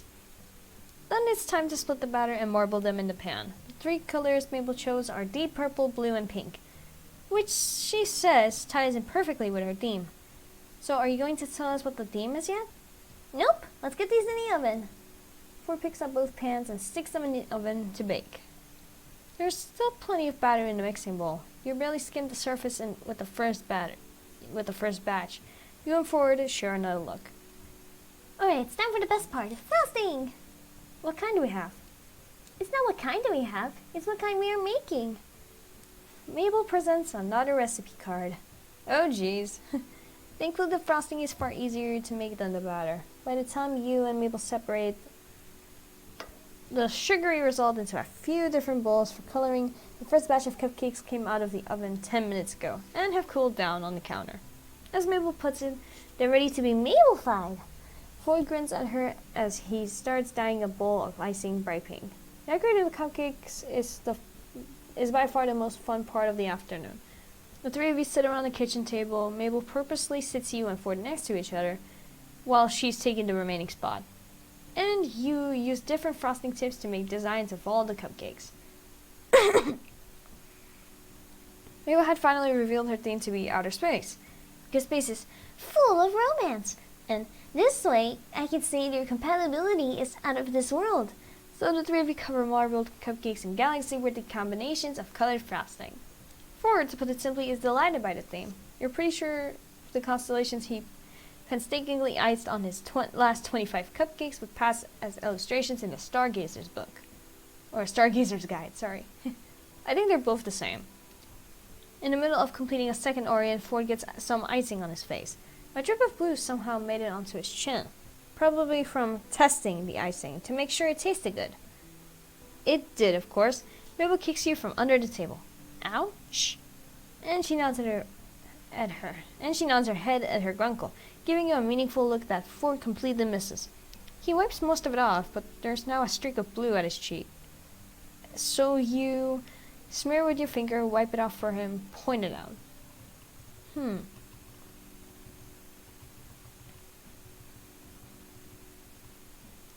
Wipe it off for him. Mabel watches you both expectantly, but you aren't sure you have the guts to do what she really wants to have happen. And besides, you're not sure Ford's ready for that. You opt for plan B instead. Here, I'll get it. You reach over with a napkin to gently wipe the streak away, hoping he doesn't notice how your hand shakes with nerves from the close proximity. I love this face. I really love the face. I really love that face. Oh my god. Ford is also hyper aware of how close the two of you are now. And you can't ignore how his gaze drops from your eyes to your lips as you inch closer to wipe the icing away. There, I got it. Ford's cheeks almost match his sweater. Oh, thank you, Sylvia. Eventually, the three of you finish decorating over 100 cupcakes. Looking at them all lined up on the counter, you can really see the decline in quality as you, Ford, and Mabel got worn out. The last few have frosting in solid colors, with just a handful of star-shaped sprinkles on top. Can't believe we're finally done. Yes, and I can't believe I'm saying this, but I think I've had enough of the night sky to last me the rest of the week. Oh, but we're not done. Mabel sounds about as peppy as she has all day, even though she must be as tired as you and Ford. There's just one last thing to do. Clean up? Because we have a huge mess here. No, Grunkle Ford. More important than that. More urgent, more desperately needed. Ford looks perplexed. What could that be? The glitter. Mabel pulls over a sizable tube of blue edible glitter that had been sitting at the back corner of the counter for, you're guessing, the whole afternoon you've been in here. Unscrewing the lid reveals its sparkling, shiny contents. Glitter is a curse. It's like glitter is a fucking curse, man. Each of you grab handfuls of glitter, sprinkling liberally over each cupcake. The one person who seems to be hesitating is Ford, who keeps stopping to attempt glitter gradients in order to keep his earlier icing work clear of glitter. Mabel always comes in after him, though, and fills in the blanks so that the whole thing sparkles. Soon enough, the tube is left nearly empty. Great! All of these are for the party! Except this one's for Dipper, this one's for Grunkle Stan, this one's for Waddles. Mabel puts the exceptions aside, and in the end, the three of you grab a cupcake each as a reward for an afternoon's hard work. You tap them together in a pseudo toast and absolutely devour them. The cupcake tastes odd, but that's what makes it amazing. It's probably the explosion rocks. You can detect the faint spice of love and adoration. A good, if not perfect, cupcake. The remaining cupcakes are strategically fitted into the pantry among the cheese boodles and various other snack foods, ready to be brought to the party tomorrow afternoon. Mabel stretches and yawns dramatically before grabbing the plate of cupcakes that had been set aside. Well, I better get these over to the boys. You know how Uncle Stan gets when he smells something cooking and doesn't get a taste. You're not quite sure you do, but Ford nods knowingly, so it must be true. Anyway, I'll leave you two lovebirds alone. Thanks for your help, and you're welcome for my help. Mabel sends a wink and a finger gun as she leaves. Your heart freezes in your chest as Ford looks at Mabel's exit with an unreadable look, then faces you. You see, I know what's going on. This isn't the first time Mabel's tried to find my match. You can't find the words to express your mixture of relief and confusion. Ford explains.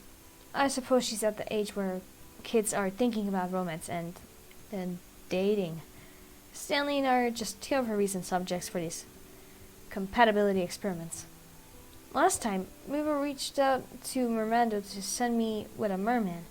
She didn't tell me what kind of situation it was, so I unknowingly grilled him with enough scientific queers about merm people to send him back on the water with a grumpy bubble, before he gives you a small genuine smile.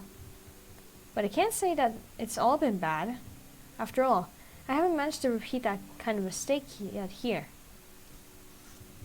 If you did, you'd be surprised how much I know about merm people. Go for high 6.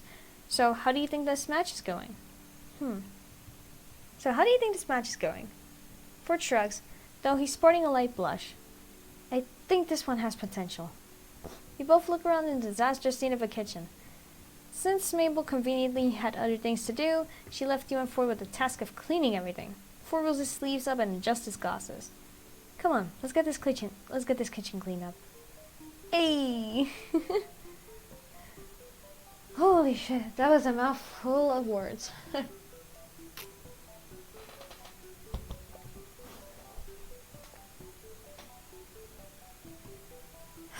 Okay, I'm really out of breath. Okay. Holy shit. Okay, I'm really out of breath.